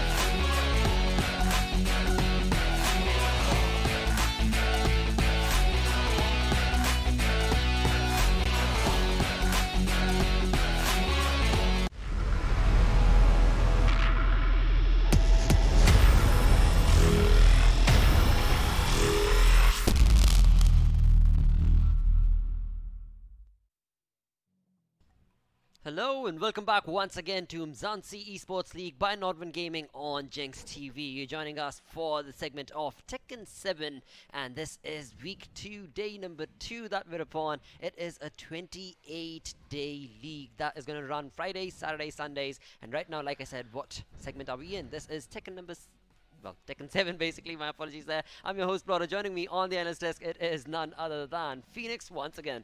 Welcome back, mate. Thank you, Blora. Let's talk about the previous match. Yesterday it was a very exciting match and Iggy proved why Zafina is Prone Queen. Oh yes. And today we have two players. Maybe you know him. T-Hawk versus Dax. Absolutely, and these two players, I mean, we have seen gameplay from them earlier as well. Yes. And talking about the previous time we saw them, Phoenix, what are you predicting or expecting from these two lads today? I am absolutely excited, and I think same that Dax is going to win 2 games in a row as he done in his previous matches. His favorite character is Jin, and if we talk about T-Hawk, his favorite character is Haorang.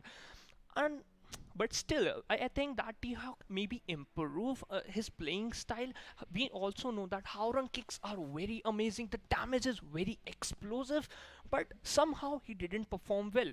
And if we talk about Dax, he just done amazingly. He know what to do next. He just combine combos and follow-ups in a very amazing way. Absolutely. Yes, and I'm really excited, and I think that Dax is going to win again. Oh boy, alright, let's just hope that he does not bring in that 7-letter victory to himself. Perfect, and gone goes with the win, the opponent. Let's hope that does not happen, because I am hoping and praying that T-Hawk is going to be bringing this game equilibrium-wise. I don't know, whatever. Let's get into the game itself with our casters, of course. That is none other than Gas Mask Guy and Mr. Chocolates. Thank you so much, Mr. Deskman. Your beard is looking godlike as always. Good evening, everyone. I am Gasmaskar, your host, with the thickest kickers, Mr. Chocolate. How you doing, my man? My man, I'm doing good. It has been a great day for me, having just a lot of fun, and also, can we just, for real, just get into it? Season 4 was announced today for Tekken 7. How excited are we for that, my man? All I know is there's going to be netcode fixes, there's going to be new moves, everyone's going to look hella cool. And then at the end, what was that at the end? Like new character reveal. We might have a new character. It might be Kunimitsu once again returning from the history books of Tekken. Might be a new character. All I know is what I want. Here's what I want. Can we get Kazuma Kiryu for Tekken? Kazuma Kiryu, please. Kazuma Kiryu, Harada, I know you're watching this. Please get us some Kazuma Kiryu. That's just the thing. Besides for that, obviously, also we're getting some balance patches. So what are you feeling about that? Who's gonna get nerfed? Who's gonna get buffed? What I feel like they're gonna obviously sort out certain characters like Fakuram, Zafina. Oh yeah. But I think that what they also want to do is they want to try and bring up some of the characters that haven't been actually touched that much. So I think they're gonna do a lot of like small changes, like damage increases, maybe some frame increases on certain moves. Exactly, but I'm so excited. Like I don't know. They're just. It's gonna be good. It's gonna be good. Like, you know, we stayed up last night to check that. Besides the fact that we were super excited about the match tonight, obviously we're gonna have our man Dax and T-Hawk back at it again. What are your predictions, Gas Mask? So I don't want to I'm thinking Dax might just take this 2-0. Yeah. But the reason why I feel like T-Hawk struggled last time was that Lunafang is an extremely aggressive player. Exactly. So not allowing him to start his grinder. But whereas Dax, I feel like Dax might be a lot more methodical in the way he plays. Like he's very frame perfect when he wants to do things. Yes, he's. But what are your thoughts? Like, I think I agree. I also feel like he might take this 2-0. However, once again, our man Dax is a very, like you said, methodical. He's very focused when it comes to taking down weak points. He knows how to play the player. But does he know how to play against T-Hawk? That's the thing. And can T-Hawk maybe turn this around, maybe come back and show what he has to offer? That's just what we're going to have to... Exactly. We're just going to have to check through. He's got that new season 4. Horong, like T-Hawk is a real big Horong main. And you saw like last night, when they revealed that trailer, they showed that Horong has a hop kick now coming in season 4. But man, so that could even change like later on in the season. Reveal. That was just the biggest reveal, dude. I'm so I know, man. I got so excited. I won't even lie. Like, they showed my boy Paul. I saw Paul last night. So.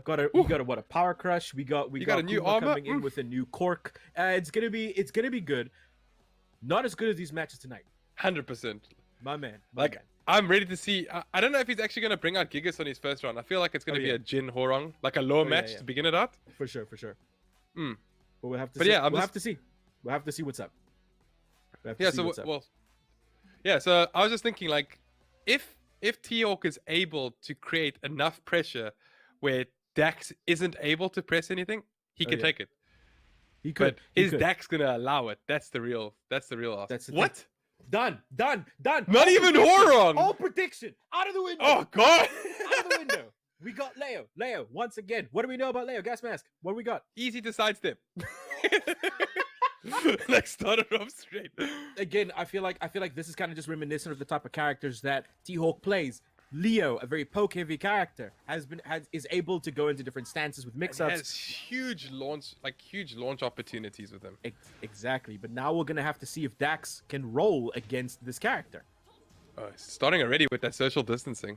Oh yeah, he went underneath with that stance change, but no. Oh, there's social distancing to the wall. There we go, to the wall, Brew. 2.1 meters, please. Oh, double house sweep!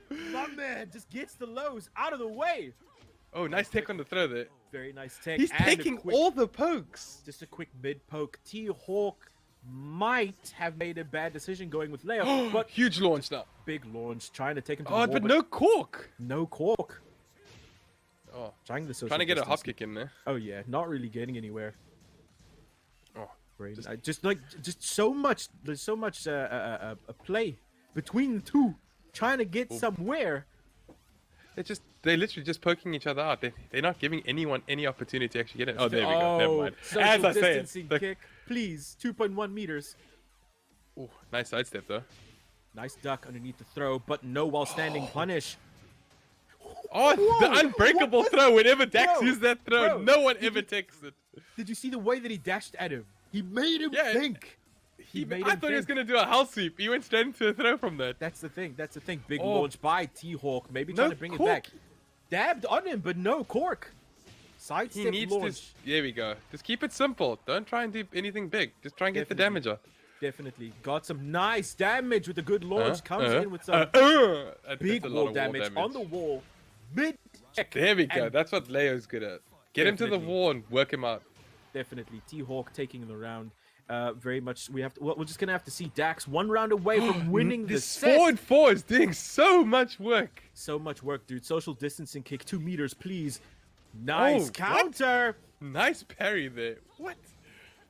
But he didn't get the wall combo off there. Again. Ooh, stopped him before he was able to hell sweep.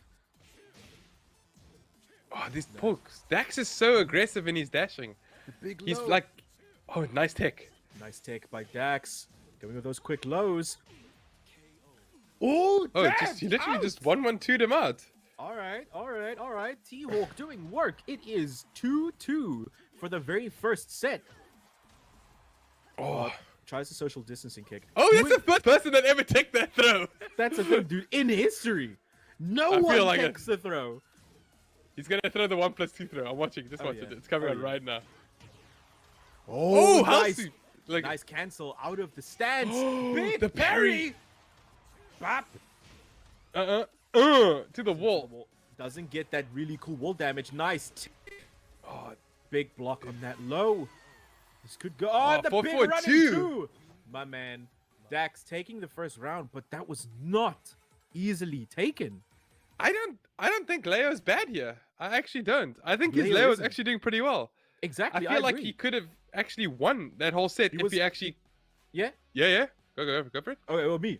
Thank you. Yeah, you, bro. Well, we was definitely seeing that he was busy transitioning in and out of stances very quickly and easily. Dax was fooled once or twice by the stance transition and canceling. Also, definitely T-Hawk coming into his own this time around by sidestepping a lot more. We saw a couple of times that every single time that Dax was coming in for a big launch, he was sidestepping around and launching him himself. So I feel like not just the character, but T-Hawk himself, maybe not as good against aggressive players, but like you were saying, the methodical play. Dax, yeah. But what I was saying is that he could have taken all these sets from Dax now if he just kept it to bread and butter, and actually just got the damage from all the combos. I think he would have had it there. Yeah, I feel like him trying to do new things instead of just doing what's there. Yeah, kind of threw away that set for him. I feel you. I feel like I saw he was going for like a dab action. I'm not sure why he was going for it. Possible He was misinput. trying to pick it up. I know exactly what combo he was going for. He was trying to pick up the combo with the wall rising too, but then he ended up getting the dab. Oh, I feel you. Okay, so yeah, that's like usually that is a good idea. Just keeping it simple, keep to the B&Bs, you know, the bread and butter, the easy stuff. There's no reason for you to switch up. Keep it simple, keep it clean, sanitize. I wonder if he's gonna make the switch. I wonder. Possible. No, he sticks with it. No switch. But the thing is, I don't feel like there's a reason for him to switch. Like you were saying, he was so close to taking that round. He definitely has the Yeah, I was gonna say, like, I don't think Infinite Azure is a good choice for Leo. Leo's damage comes from walls. Like a lot of her damage is all wall damage, but maybe he does something different to most other players. I think that his spacing game has improved. Either that or he's spacing around Dax a lot better. So I feel like the openness of the stage might help him in that regard. Yeah, being able to like get away from certain. Look at this. Oh, nice pressure. Nice pressure. Gets out of it with that full string. My man. Oh, huge launch. Big launch. Oh, Nice. there we go. Gets in the nice Nice, court. A lot of damage. I'm gonna take back what you said there, dude. Like Leo doing damage here. Big social distancing kick. Oh, Gets want to the see blue cork. stuff? Nah, I don't think so. Oh, he just delayed his wake up. He was waiting for the wake up, my dude. T-Hawk up with one. Dax definitely has to make some sort of adjustment. Dax is always fishing with that forward 4 after he does a string that's plus. Definitely. Which is a good thing. If he's plus and he attacks, he will get counter hit and combo. It's a dangerous thing he's playing. Oh, big launch. That's guaranteed every That is single full time. guaranteed. So if he gets the social 4-4-3s. distancing. Yeah. Okay, so we experienced desync again, so don't stress. We'll Don't have worry our about new it. match coming up now. But with Leo, she has a yes. lot of guaranteed damage. So if you hit certain moves like a 4-4-3, like the while rising, if you go into the stance, the 2 is guaranteed every time. Yes. And if they get up, you get a launch, like a full launch, and that's another 75 damage you can throw in there. That's the thing. Like, I feel like Leo is incredible in terms of damage. I'm not sure about her versatility or range, but like we've discussed before, a lot of characters have at least 2 of the 3. And if she has damage, I'm sure that maybe versatility is another thing. Like we saw with the stance canceling, it's definitely something that Dax needs to work on or look out for. And as we've seen before it desynced, Leo was doing work. Definitely. Yeah, Leo as a character was top tier in like season 1 and most of season 2, but she got hit by the nerf hammer quite a lot of times. So her damage got decreased. Her moves became a lot more linear. And like it opened up a whole different section to her not being able to do certain moves. So she would have to play a lot like tighter to get what she wants out of a match. Yeah. Which I didn't like when I played her. So when they nerfed her, I kind of dropped her as soon as they nerfed her. But that's it makes sense. But I mean, what that would try and do is it would encourage players who play Leo to play a lot tighter. Like you'd have to. It just it effectively increases the skill ceiling. Yeah, because it becomes more punishing rather than actually creating a certain amount of pressure to get what you want. Exactly. But she still has those plus frames, but a lot of those plus frames are very linear, and you can pretty much walk right around her. All right. So I think if Dax can exploit that, you'll have to see. But we have not been seeing a lot of good spacing from Dax in a couple of matches. Obviously, what I think is one of the things that Dax does well, like you were saying, every time he throws out a string that's plus, my man comes in with that forward 4. Trying to get in the social distancing hit, kick, counter hit, and trying to get his damage in. He's been trying that a lot with of guaranteed damage. It is, and he's been trying that with other people, and other people have been falling for it. T-Hawk seems to be one of the first that is. My man's got a head on his shoulders. He's seeing.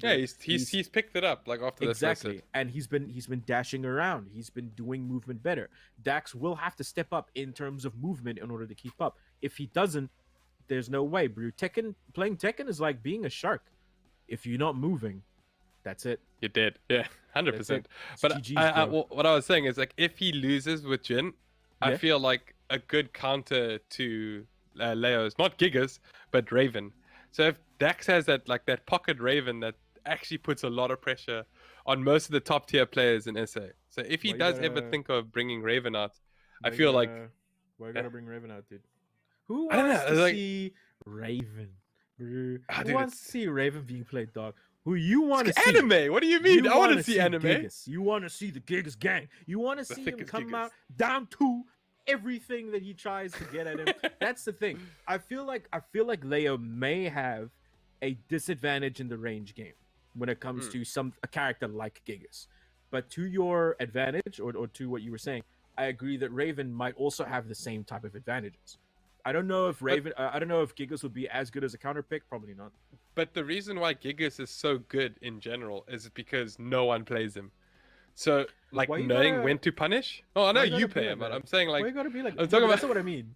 Like you're just saying that the character's good because nobody play him. That's why. That's what it is, though. Like, It's if no, true, how it's can you be true. bottom tier as a character Yeah. if no one even knows you in the game? You know what I mean? That's why. Like, That's why I'm hoping that this entire New Balance patch will change the way it works. We need to get a couple of nerfs in for the top tier boys. We need to get some buffs in for the bottom feeders at the bottom, specifically Gigas.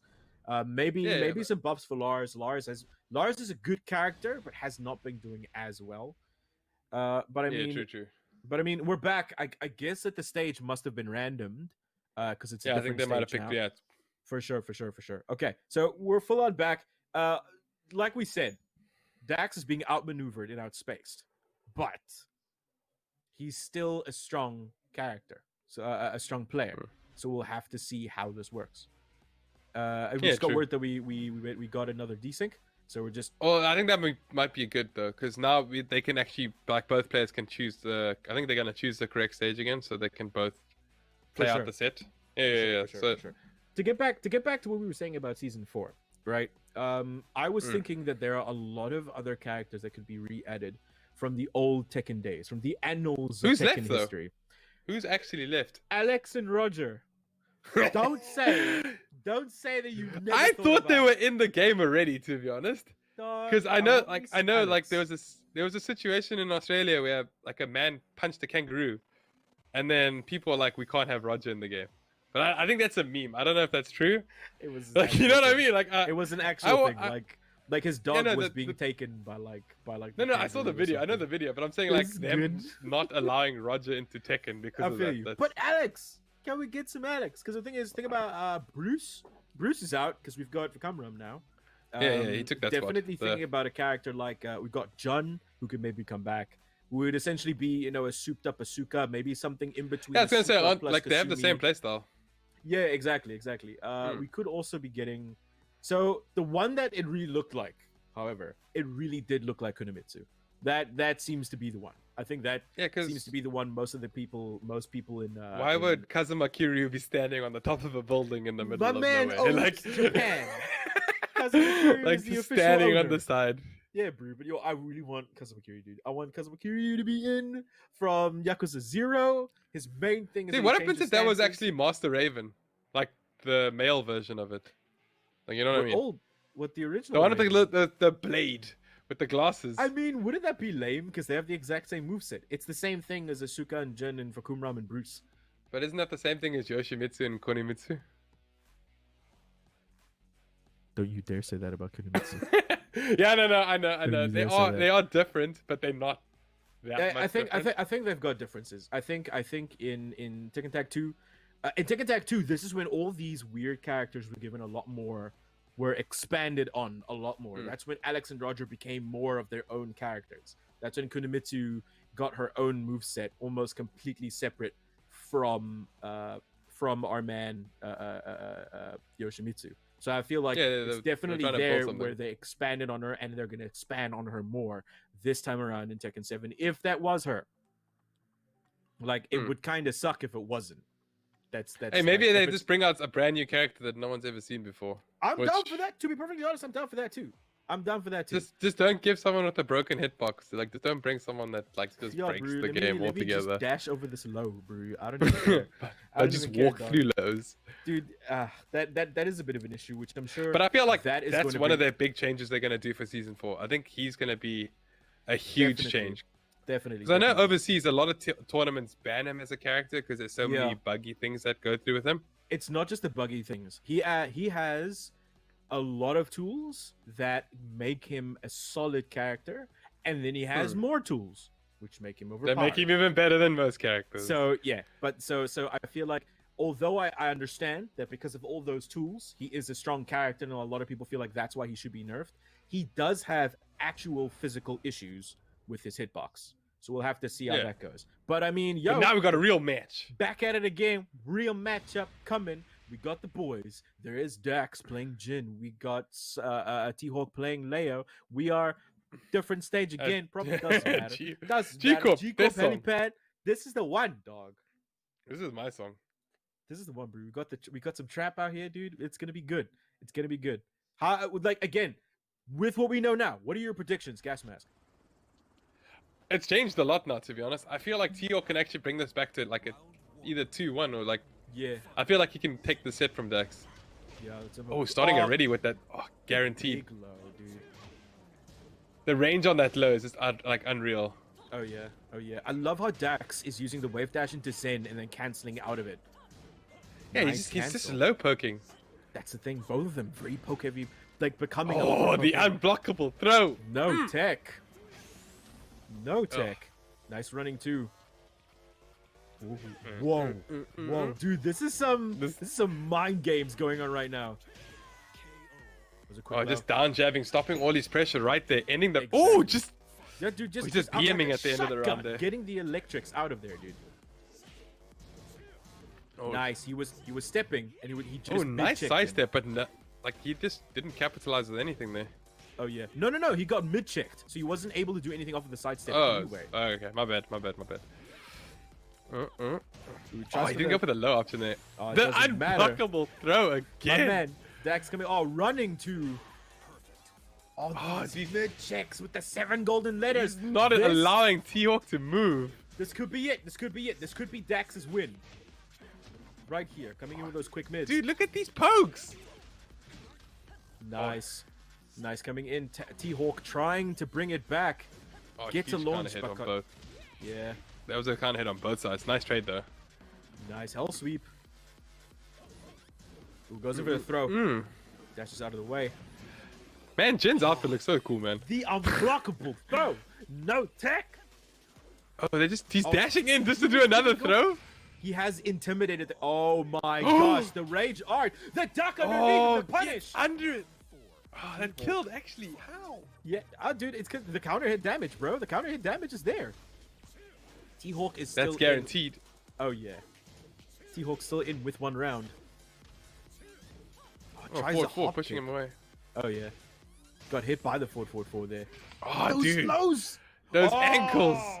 Very smart. Oh, he tried to coming go with for a house sweep as well. Very smart coming in with his own rage art. Half his my man is sitting on. I think that's quite a lot. Oh yeah, dude. I did a lot of damage. Dax is trying to force a whiff here. He definitely He's trying to force him is. to whiff. Like he doesn't need to T-Hawk though. knowing doesn't that need he's to. on his tournament life right now. That's He's the trying to thing. fight Nice duck. 1 pixel HP. With That- those quick checks and Dax. Dude, 2-1 is such a good poke from Jin. Like, it just... Definitely is. Definitely That is. mid-check is so hard to deal with. Exactly. If you try to duck, nah, got him. You're standing now. Try and sidestep left, bro. Clipped. You're not going anywhere. Yeah, because you know it what I mean? tracks. The second It's- hit tracks. It's it's so so unfair. good. Like, It's so good. Jin is just a good character all around. Hopefully he gets some cool new tools for season 4. Since everyone's getting some new tools. yeah, obviously. they haven't revealed anything for season 4, have they? Except the Yeah. 4 characters. Yeah, but that's what they were saying. They're going to reveal them at some point in the future. But GG's to our boys that played really well tonight. GG's to Dax for winning. This has been your boy, Mr. Chocolates. And Gas Mask Guy, I hope everyone stays safe and sanitized. And back to the disc. Thank you so very much, guys. What a wonderful game coming in from both of the players once again, Dax and D-Hawk, where, of course, Dax, you had already predicted this, though. Yeah, Felix. I know. Dax again proved that why he is the best. He is using again the same thing. He's using combos, he's using wall damage, and whenever he launched the character Leo, he knows that he's going to win the round. And yes, he proved in the second game, he got a perfect 7 golden letters. I think so. He he knows that he is going to win. At the first game, I thought Leo is going to win the game because he won the second round, Right. he won the third round as well. But at the last, Dax won the game and he proved. Okay, let's move forward towards the second game. Okay, what didn't do, what Dax do? He used the attack which is unblockable 2 times, so he can decimate him. He know what he's going to do, and yes, he proved why he is the best. Absolutely did. But another side to talk about, or rather take the conversation towards, would probably be towards T-Hawk side, because one thing I can say for sure for the player is that he certainly did try and kind of sometimes during those 2 rounds he had a little bit of streaks there. Little bit of streaks, right? Yes, I mean, yes, you cannot yes. take away from that from T-Hawk. Yep. On the second game, I think so Dak is a little bit afraid that why he is using combos, he's using consecutive attacks, but at the end, we all know the result. Yep. And okay, I'm amazed, and I think so Dax is going to beat Callium Brooks. Well, indeed, with that sort of a performance, this is looking pretty neat. Day number 2 for Tekken 7 does come to an end. Stick around as we go on a very, very short break, because coming right up is the aggressive Counter-Strike.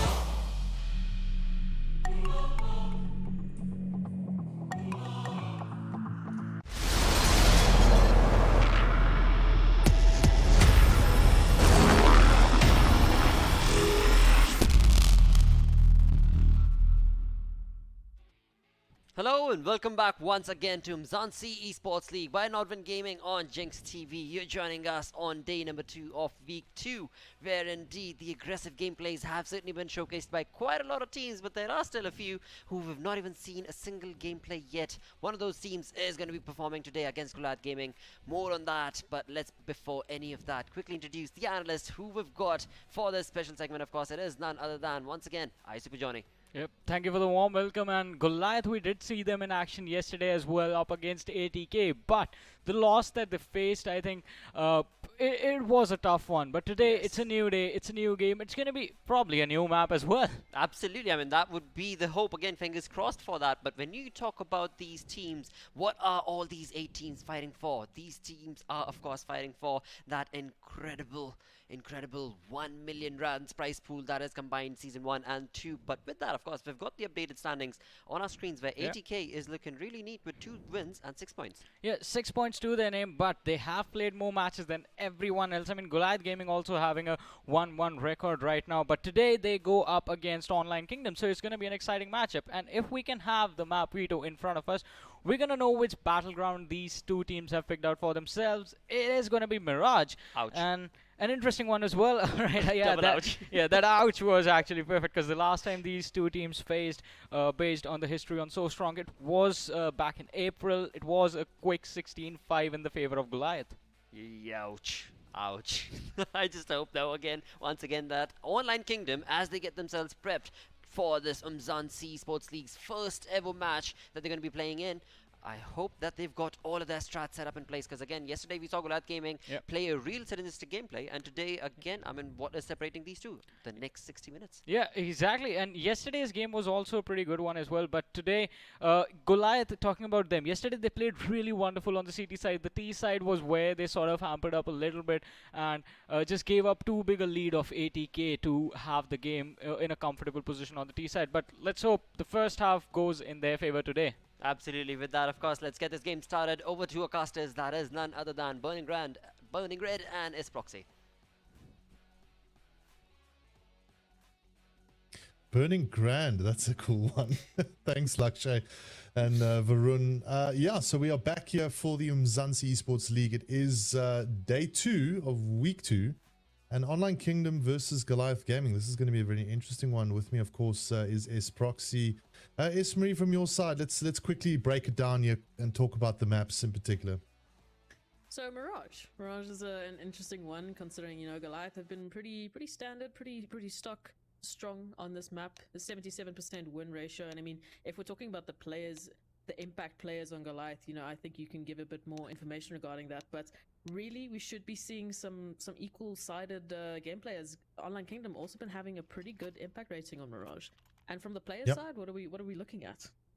Well, if I do a quick head-to-head here, I've got Falls and I've got Adaro from Goliath's perspective. Both of them pretty much high impact rating on about 1.1 for Falls and then 1.27 for Adaro.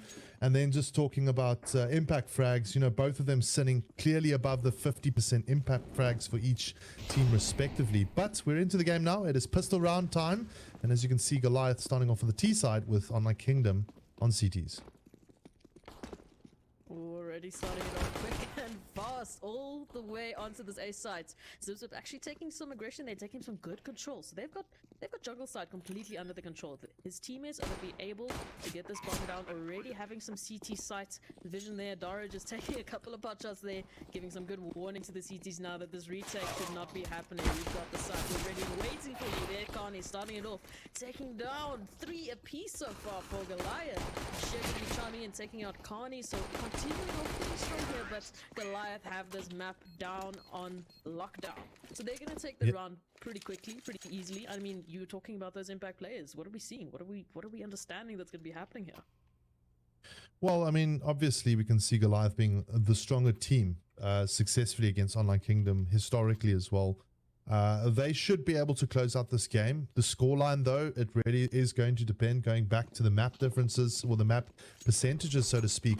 We definitely have Online Kingdom quite successful in Mirage as well. But again, you know, only time will tell. Maybe Falls will, you know, kind of step up. We've seen him done multiple clutches in the past. he's got the ability to do so, and I'm hoping that he will, giving us a very close game. And of course, Goliath already on that pistol round, just kind of looking at the buys here quickly. There's a lot of rifles being bought up from Goliath, and only really an SMG in the hands of Rigwell. And a couple of Deagles, not looking too great in terms of firepower, but like I said, that first round already went the way of Goliath, so they don't have the economy right now to be holding off on those to be actually taking those gun buys. So with this, we've got a lot of mid control right now, fully in the hands of Goliath. We do see that Online Kingdom are etching towards that B side, a little bit of information there. They're thinking that this is going to be a B, as Ruben has already pushed through the entire T-spawn side. So good information play here from Online Kingdom. We're going to see these players rotate, and they're going to be waiting for this Goliath push, as it already starts off pretty headstrong. Ooh, volleys all the way. there are the deagle shots. ADM and Adara just making quick work of that defense. Indeed, quick work it is. But they're not aware of Rigwell. Look at this. Clever little play there. Big stun Carney. All of a sudden, applying their pressure onto Goliath, trying to see if they can work for time. Ruben's the last one alive, but he'll get taken down. So the bomb doesn't go down. And I think it's a little clever play there from Online Kingdom, at least making sure that that doesn't happen. And that would obviously just add an extra little bit of bucks in the bank for Goliath. So though they were kind of destined to lose that round, I think it's a very nice little play coming out there from Rigwell. So hopefully Online Kingdom will, they definitely need to at least save this round and then pick up the guns for the next. And I'm liking that they're taking the initiative there. I mean, they're on a pistol buy, you know, you don't have the advantages that you would normally. So take the aggression. You don't have much to lose. Get some information. Hopefully make it a little bit easier for your teammates. Oh, Kami just running through B-side here. Already a full control for the player. That's the confidence that breeds as well. And I think they clearly know that the CTs are actually ecoing. And there's no real gun buy happening here for them at this moment in time. So that's why we'll see this confident play coming out here from both these two players. But again, anything could happen. I've seen eco upsets time and time again over the years of covering these teams and these players. But this one should pretty much land in the pocket of Goliath. And they should be able to pick up a 3-0. I mean, Carney and Zipzip a little bit lower in terms of HP, so possibly Ruben can get an exit frag here if he plays it right, gets the timing right, but ADM is still on site while the rest of his team is hunting for this kill, so he should have an inclination. Oh. The flicks are strong tonight. Goliath warmed up and they're ready for this. Yeah, that was serious. I mean, here we see Carney just kind of moving in, picking up a couple of frags there with that... with that Mac 10, of course, and Ruben, well, not good enough on the end of it. And that one little flick there from ADM. But not much you can do in that situation, let's be honest. We've already got some mid control here for the Goliath, looking pretty dominant as they are just trying to get all of the players there from Online Kingdom a little bit distracted with this mid control. The bombers dropped up mid. They're just taking a little bit of default share, just getting some good control and getting some good information. Oh, liking the scouts play from ADM. A little bit of extra caching in the bank account, you know, with the kills there, not necessarily going for the AWP right away. So it's going to keep him mobile. Yeah. It's going to keep him active. Yeah, well, we'll have to wait and see now. This is an important round here, of course, for Online Kingdom. With the full buy up here, we see a lot of rifles in the AWP in the hands of Ruben. I'm curious to see how he's going to work it out. ADM though with the scout, so he's going to be quick on the trigger, of course, and that could apply a little bit of pressure onto Ruben if he doesn't get that first initial shot off. But looking at the setup here, I mean, we've got a 1-3-1 at the moment coming out from Goliath, so they're definitely opting to go for that mid-side control, which is very, very good, specifically in the start of the round. And gaining that mid-side control, you know, keeps the counter-terrorists thinking where they're going. Are they going to be going towards the B side, or are they going to just stick towards A? That's exactly what they're doing, and they're going to be going towards this B play, but I'm liking what I'm seeing from Adaro. He's in connector, so he's going to be able to hold those two flanks there from Sheer and the last remaining player there on Online Kingdom's side. So as the rotates go through, he might be able to catch two off guard there, making this round pretty quickly. So flanking around as Goliath is trying to take the side. Falls, doing a lot of damage though. Taking down Carney, that initial is not quite there just yet. Oh, Massacre swings around, same with Zip. And there we go, B site is taken. Still on the back though. Drops the bomb. And now there's no time. There's no time. shot to perfection. And managed to save the gun. I mean, how? How was he allowed to stay on site for as long as he did? I believe there was a boost there. The smoke, unfortunately, just hiding his position from Goliath's side, but extremely well played there. Yep. Well, good start though for Online Kingdom, picking up their first round now. So 3-1 the scoreline here. Goliath still can buy up respectively. I mean, looking at their money, you know, we've got ADM that's sitting on 4,400. Even though picking up the AWP, that's a lot of cash in the bank. And that should allow him to pick it up again in the next round in case they lose it. Aggressive push coming out here now from Online Kingdom. And that they're obviously trying to do to just try and take the Goliath guys off guard, or at least put them off guard, or catch them more, so to speak. Again, interesting push though, as we see now Goliath opting for the A side once they sniffed out that mid-side aggression. But it is a 4-on-4, so likely chance here for Goliath to get the bomb down. Nice little work though from Zip as he takes down Ruben. There's the trade-off now from Shia. So again, good positioning is what will count here for the CTs, as they're going to try and have to try and go for the retake. The bomb though has not been planted as of yet, but it is kind of a retake position. Goliath though, I don't know, kind of touch and go for them at the moment, you know, kind of sitting it out. And I don't even think they've got that bomb now. I'm curious to know, where is that bomb actually sitting right now? Is it, am I blind? I mean, it's in the hands of Massacre, so they do have bomb control, but you see that Shear's, you know, still sitting in the middle. They're not quite sure. It's the snazzy overlay. Like I'm looking here and I'm like, hold on, where's the bomb? Generally the bomb's indicated under the player's gun sign, but anyway, it doesn't really matter. Good little work here from Online Kingdom. There's the bomb. Now I can see it in front of me. It's actually on the floor there, as we have got ADM. He's the last one left here now for Goliath. He'll try and pick it up and clutch it out. Ain't going to be the case, as he will go down. Oh, just shot in the back of the head there. Just absolutely nothing to do there. Unfortunately for Goliath, I mean, we've seen that time and time again where they just slow it down, try and take full control, but they seem a little bit lost there. The call with the bomb going through to jungle, I'm not sure if they were trying to go for B take there, because they couldn't really figure out where Online Kingdom were hiding on the side. They were holding this passively as could be, and not really giving Goliath any sort of information to work off there. So good little passive, just slow play there from Online Kingdom, holding Goliath sort of in their tracks and make sure that they can't really proceed anywhere. So now I'm seeing a 3-1-1 sort of split coming out here from Goliath. Just a little bit of Deagles, a Galil and an AK to their name is Goliath's firepower right now. Looking a bit tough.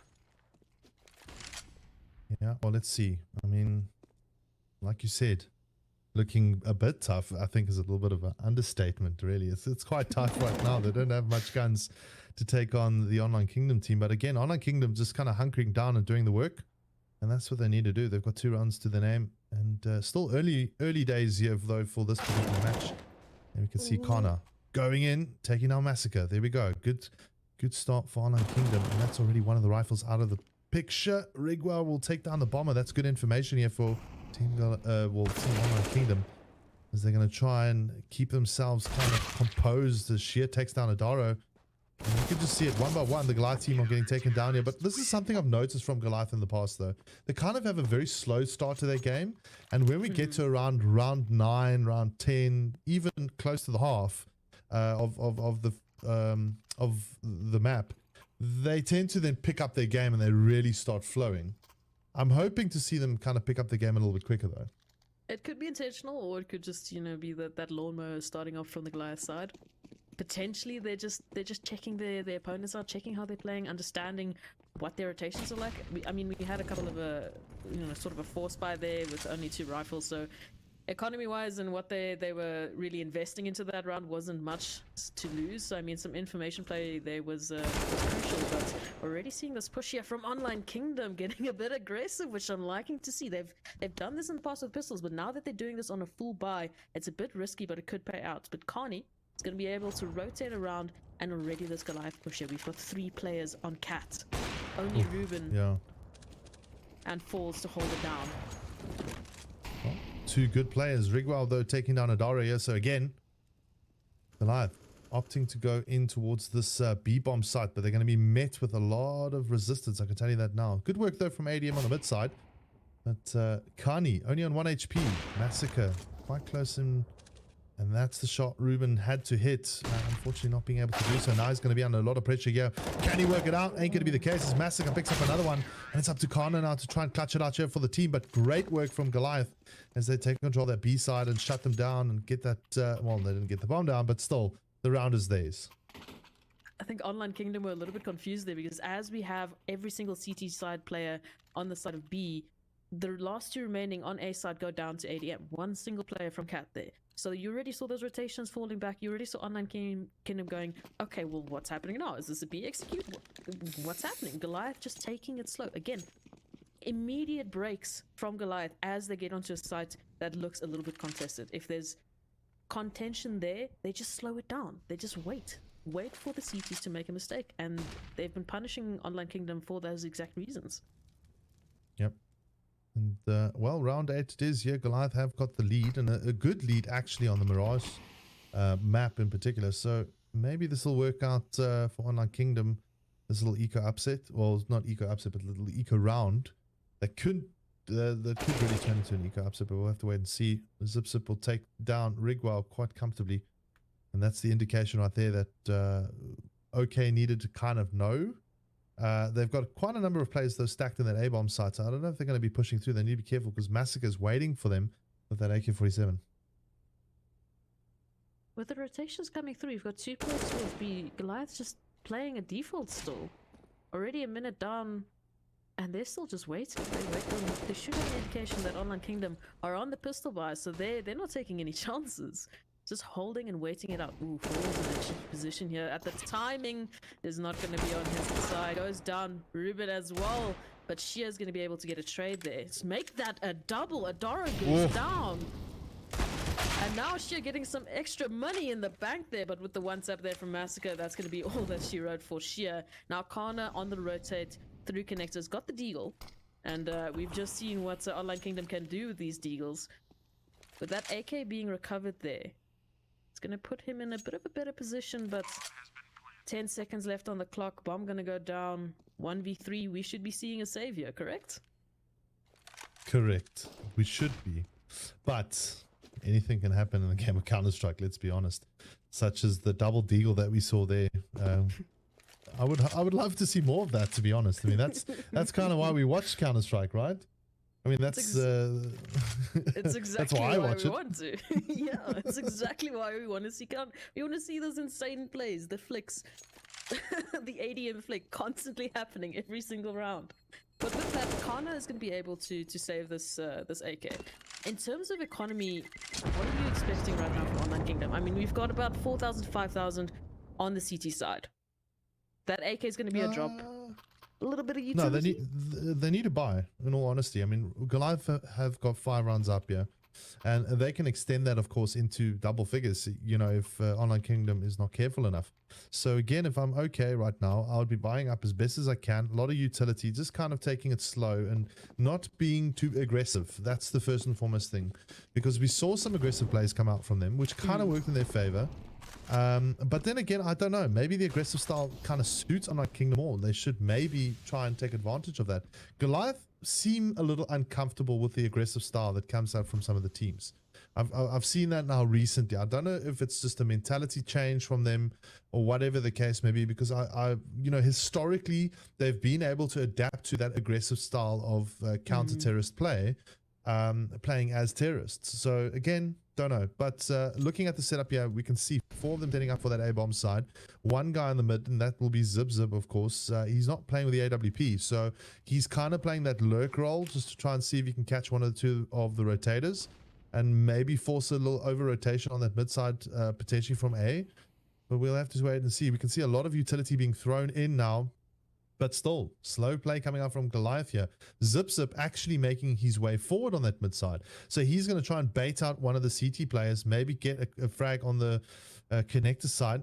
And he's managed to sneak in, but I don't know if he's going to be aware of any other players waiting for him. There we go. That's the engagement. It didn't work out for Goliath, but they're going to move anyway. As Shia goes in, takes down Adaro. and repositions himself. And there's the trade-off finally for Goliath, as now we see them moving into this A-bomb site, but the CTs are all over the place. Good rotations actually coming out here from Online Kingdom. We see the counter utility being used from time to time, but almost a double there for ADM, but the shutdown completely in favor of Goliath on the end of it. And I mean, they were fully invested into that. Okay, knew they had no other choice but to go A site there. But Goliath just so good at holding these initial entry frags, taking the advantage there, and just constantly putting pressure onto Online Kingdom. I mean, they were trying to take, you know, the little bit of aggression there, going through connector without a flashbang, trying to catch Goliath off guard there, hopefully trying to catch the bomb planter. But timing is just not on the side of Online Kingdom. And I'm starting to wonder, okay, are we switching it up a little bit? Like you said, maybe that aggression is what they need. They need to do more of that, because it's been working out for them a few times so far, but it seems like they just back away too soon, just on the edge of actually turning it into something here. Yep. The one thing I noticed in that previous round is that whilst I did say there was some utility usage and good counter utility from Online Kingdom, it wasn't enough. They ended up using most of the utilities right in the initial engagement, and I think that's what Goliath's plan is, for the CTs to bait out all their utilities and use all their utilities right in the beginning. And that makes it a lot more tougher then basically for the counter-terrorists to go for the retake and use some form of utility, whilst Goliath still had a lot on the breach. So again, it's also very much, Counter-Strike is a utility game, you know, your smokes, your HE grenade, your flashes, your decoys, or whatever you use. Not many people use decoys, but irrespective of that, going into this round now, I would like to see a little bit more utility usage from Goliath on the breach, which they have been doing anyway. There's nothing on Online Kingdom side, so this is a hard eco right now that we're seeing from Online Kingdom. The chances of them actually getting anything is going to be very slim. And as you can see, Kani just taking names quite quickly, just adding to his score tally, really. So, Online Kingdom in a spot of trouble. Maybe Kana can do something with this deagle, we don't know. He's already been spotted out. I mean, that molly tick was there, so Goliath know where he is, holding and posting that angle. Kani on the other side is going to get another frag, make that a 3k for him, and Massacre finishing it off there through the smoke. So, yeah, a tight round, eco frags. Can't hype it up too much, but okay in a bit of sometimes but it's okay right now. They have the money. They've now saved as many rounds as they needed to. They're in a spot of trouble as they've got 4 rounds to catch up. First half is looking pretty strong into Goliath hands, regardless of the number of rounds that OK seem to be in the lead. I mean, they've caught Goliath out time and time again, where they're stuck with 20 seconds on the clock, have to execute the site that they happen to be stacking, and it's just not working out for them. The multi-frags from Goliath are absolutely just racking up bit by bit.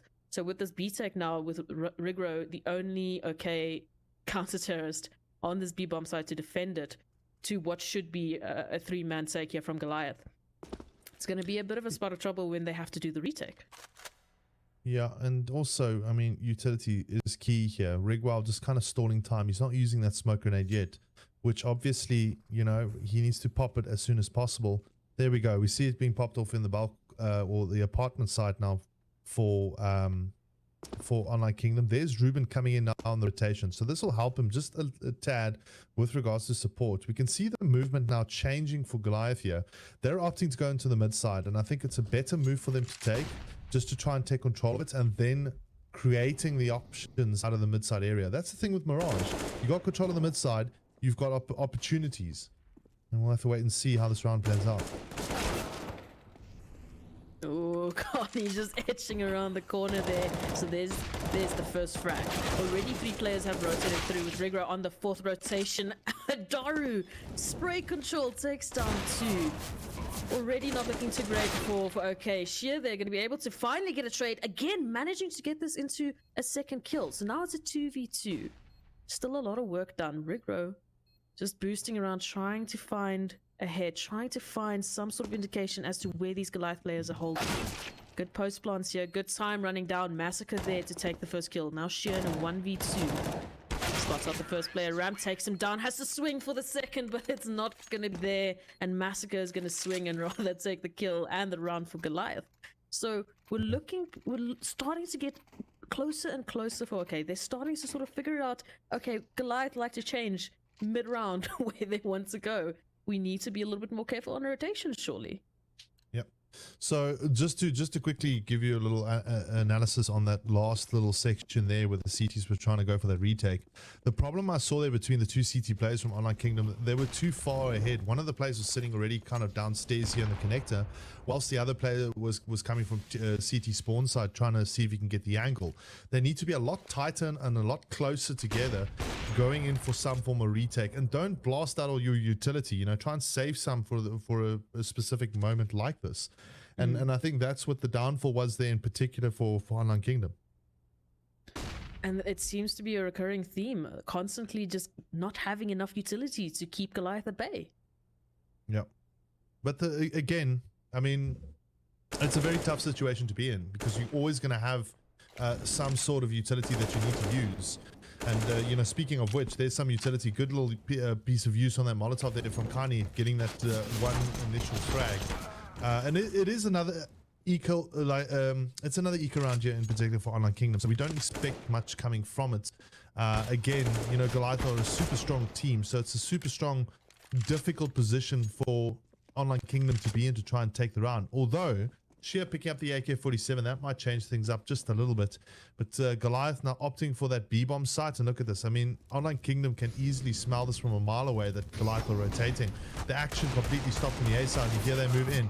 What will happen? We'll see. Oh, there's one shot that went off, but it is only Sheer that's doing the damage with the AK-47. Can he clutch it out here now for Online Kingdom? This will be amazing to watch.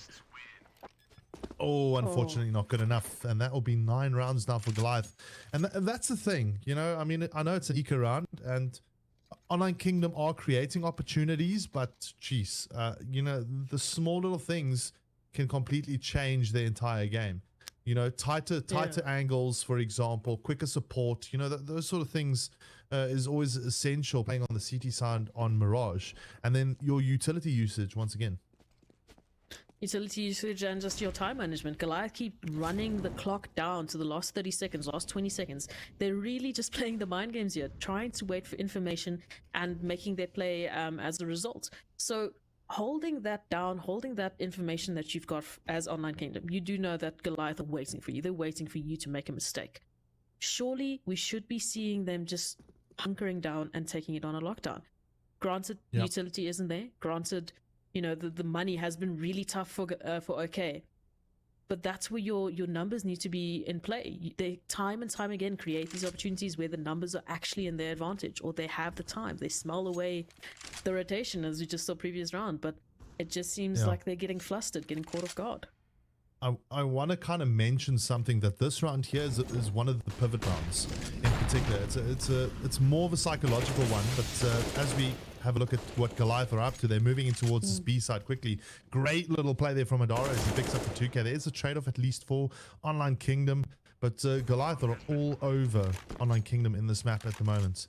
With Zipser taking another frag, but I wanted to go back to a point quickly here where I wanted to explain that this pivotal round, the reason why it's pivotal, Goliath about to clock double figures here on T side.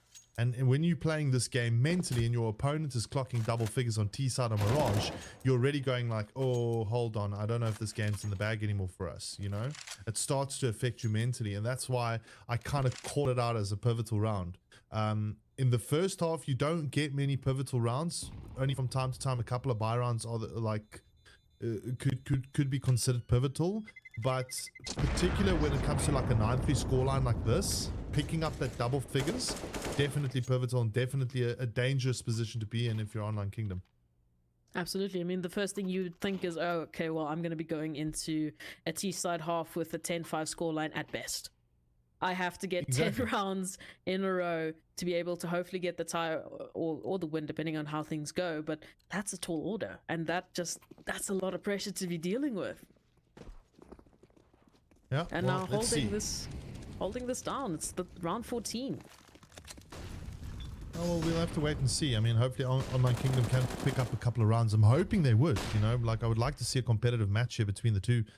But at the moment, Goliath have just been, you know, Goliath have just kind of gone through the basics. You know, it's sheer aiming right now. Utility usage, for example, that has been better than that of Online Kingdoms. That are putting Online Kingdom in such a tough position. And Goliath are also very quick to rotate from site to site and change the plan around when they need to. And that's something I like to see. I like to see that kind of on your toes type of play style when you're playing T side. You're not playing with heavy feet, if you know what I mean. Like you're not like kind of just sitting and then waiting and then making a choice. As soon as something happens, like we saw mid side when Zip went mid, he got picked. Goliath went straight A. It was like it was either he gets a pick or they pick him. And speaking of which, you know, ADM getting the pick on the A side now. That's already an intention here for Goliath to move in towards this A bomb side. Picks up another one. There is the response though from OK, but Zip out of the picture. So that connector is going to be exposed now for Goliath as they move in towards the A bomb side. Nice little work here from Connor and Shio. But Massacre is still around. The impact player here for Goliath. He'll pick up the AWP, which is going to be an interesting move to make. He'll get that bomb down. And of course, ADM positioning himself in the right position right now, allowing for the rest of the team to kind of go in for the retake here. They're kind of giving them space, which I like to see. Oh, the trade's not there, but with that HP, I mean, Massacre picking up that AWP, with that HP, you know, possibly just increasing that fragability, but it's just not working out there. Like you said, not the right move. Not the right move, because it's that one shot. You don't have any other, you know, sort of room for error there. If you get one bullet connected anywhere on your person, that's going to be it for you. So Online Kingdom going to be able to pick up their 4th round. Hopefully, with the economy going into a 5th round? Potentially, yeah. But one thing I wanted to pick up from that round in particular there was that Massacre, made the mistake by picking up the AWP. All he should have done is just hold the angle with the AK-47, right? They've got 10 rounds. Unless he was already thinking like, yeah, let me just pick up the AWP. It'll help us out financially for the next round. We don't really care if we lose this round or not. Maybe that was the case. I don't know, but I don't think that was the right choice from him. Or it could be a potential, let's make sure that Online Kingdom don't get this up. that too, yeah, 100%. The little boost over the smoke there. The timing is not there. I feel like if Ruben stepped out a second sooner, he would have been met through the smoke with an AWP shot to the face. Still numbers though. No player's been dropped. I mean, there's been a little bit of HP dropped, just a slither on the side of Goliath. Not much. And what I'm liking to see is constantly when Goliath want to make that conversion, when they just want to change the plan up, they always have the utility for it. They don't use all of their utility straight out the gate. They always have a decent couple of pieces of utility for whatever execute they're planning to do. Might not be the most insane execute you've ever seen with all the utility, but they have enough to get to the site. Yep. Ooh. And that's exactly how you play CS 101, you know, as a top team. It's always utility usage is one of the key core components of being a successful team. Ooh, Dara getting shots in the back there. Unfortunately, the timing is not there, and just taking a little bit of a risk there, going through connector without any sort of cover there from a team or a piece of utility, as we're mentioning. But look at this, Goliath already full B control, and with Zipser taking this initial aggression, ooh, timing was almost not there. Is going to manage to take down Falls with a bit of a HP trade there as he's left on 10 HP. But the bomb is planted. The flanks are there from Massacre and Carney taking a kill each. So now it's down to Rigro coming from this apps position. Has been spotted. Is going to have to do a lot of work here. 1v4. Needing to clutch it out for the 5th round. Hoping for a 10-5 half. Ooh, takes down Zip. But Massacre's there, ready and waiting for the trade through the wall headshot. Nice way to finish off the round, and I mean, that's a 4-11 half. Yeah, look, I mean, all honesty, we're just seeing Goliath outclassing Online Kingdom here. That's the thing. I mean, they're very, very, very quick on their feet, Goliath. They read the game very well. They read their opponents very well. And it's no, you know, there's nothing bad about Online Kingdom here. I think Online Kingdom need to take the demo of this match in particular and go look at what they're doing wrong. I mean, for example, let's see if they get the pistol round. If they get the pistol round, they're still in the game here, and that could change things up, hopefully. But again, it's all about learning when you're playing these top teams and just seeing how they play. Being reactive is one of the key things in Counter-Strike, if you ask me. And a good start, though, for OK as Shia gets the first shot off on Kani. Picks up a double against ADM. And look at this. Online Kingdom moving quickly into that bomb site. trying to tackle Massacre, but he's still around. Picks up Rigwell, actually. And there, Sheer again with a Glock. Glock power, man. Doing the work. He's going to try and pick up another one. Nope. Gets taken down by Odaro. Look at this little kind of little jiggle peeking coming out here from Odaro. Oh, Just ain't in that good enough. corner. Yeah, Massacre's going to try and get a hold of Connie. Eventually gets hold of him with the USPS, but an interesting position though for OK to be in. I guess they got some sort of visibility. Nice, good move from Massacre here. He's the last one left. He's got almost no HP. He's going to try and go in. Oh, he just clicks his mouse away. Well, not clicks his mouse away. He clicks the knife away. You know what I mean? Like, doesn't even take the shot. I was going to say that could have been recoverable. There was a kit lying in CT. If he got that kill, got that one tap, that could have been recovered. That could have been the 12th round for Goliath. But I mean, Indeed. to take that away from Online Kingdom, especially Sheer getting a 3K, they're just absolutely gunning with the Glock. They're doing a lot of work for Online Kingdom, and against Goliath. Really been a multi-fragger on the side of Online Kingdom. I mean, time and time again, we've seen him get those 2Ks, those 3Ks, absolutely just taking heads away from Goliath. Yeah.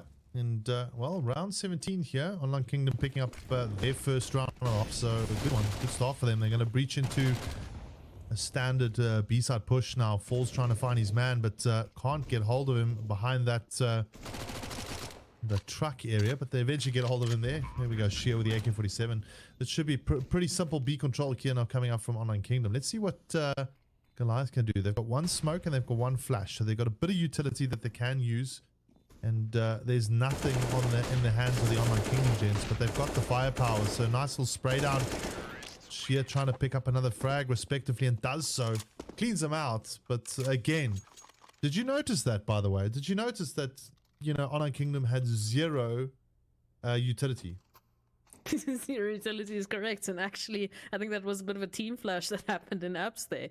As Goliath wanted to take it, they were fully blind, just running into Sheer, but they were just focusing on the aim there. I mean, they knew that they had the upper hand winning that pistol round, so potentially just doing a bit of a run and gun there, trying to catch Goliath off guard. As you said, those aggression plays seem to be working for them. Indeed they are. And, now into round 18 here, aggressively coming out here is Kani. They're kind of throwing caution to the wind here with this eco round. And again, this is what I like seeing from Goliath here.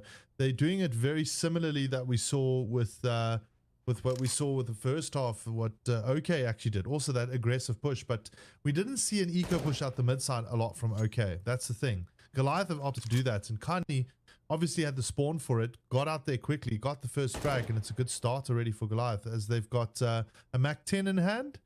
They could potentially get another frag here, but you can see the bomb's not down now. Online Kingdom are in a little bit of a confused stage here. They're not sure on how to approach this because they've already lost the players early. You can see that they're just trying to get a bit of map control. They're taking it extremely slowly because they don't know where Kani just ran off to after getting that quick frag. Where did he go with that MAC-10? Where is he sitting? So they're playing it a bit slow, just trying to get their control back now. Trying to get a bit more sort of set in where they want to go. We do see this mid push coming out now. So they've cleared the angles. They know that Goliath, or they hope that Goliath is nowhere near holding with that MAC-10, but with those peaks, looks like they're just giving OK a bit of a hard time there. Oh, just peeking out there, being so cheeky. Now the stack here, the MAC-10 in hand, but OK are too fast with the Galils. Opening up the B-bomb site here with ADM still on site. Yeah, well, look, I mean, this could actually work, this little stack here for Goliath. Be very careful. Oh, a little one tap coming out there from ADM. And look at this, applied pressure right now, but he'll get taken down. But there is still Adaro left here with the USPS. He's trying to get in there, maybe get himself a frag. He should try and engage at least.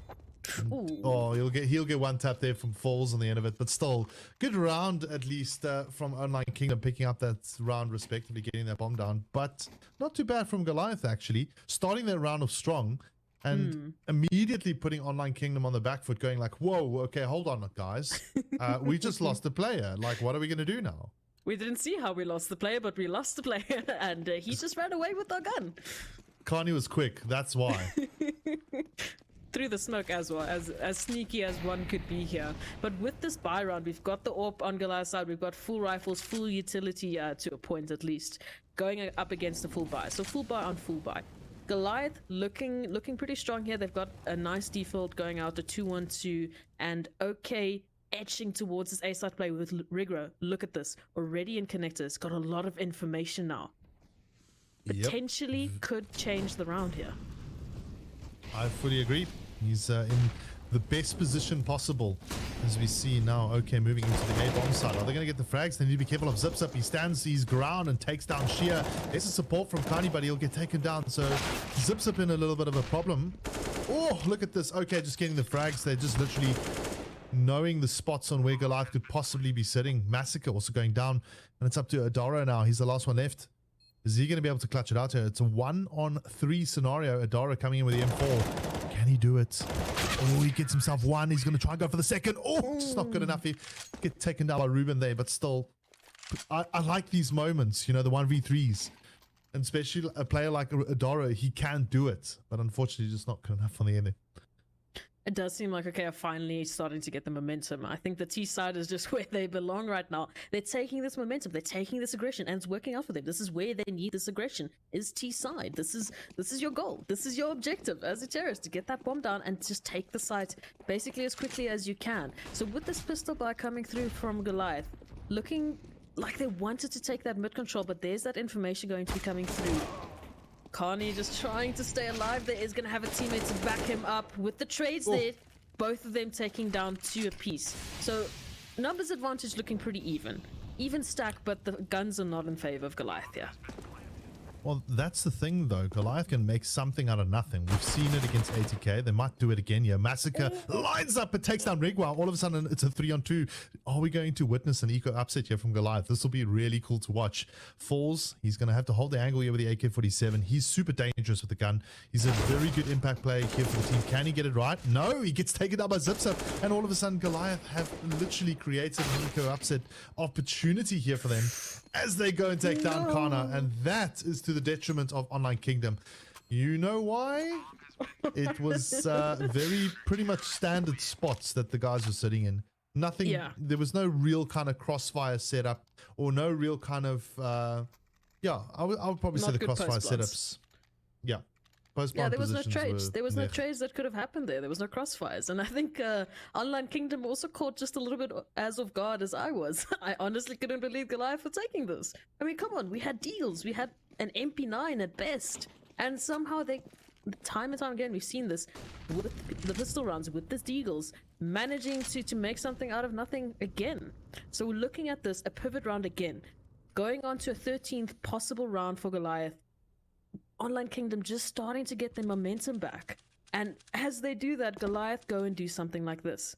So mentality, what are we thinking? What are we seeing?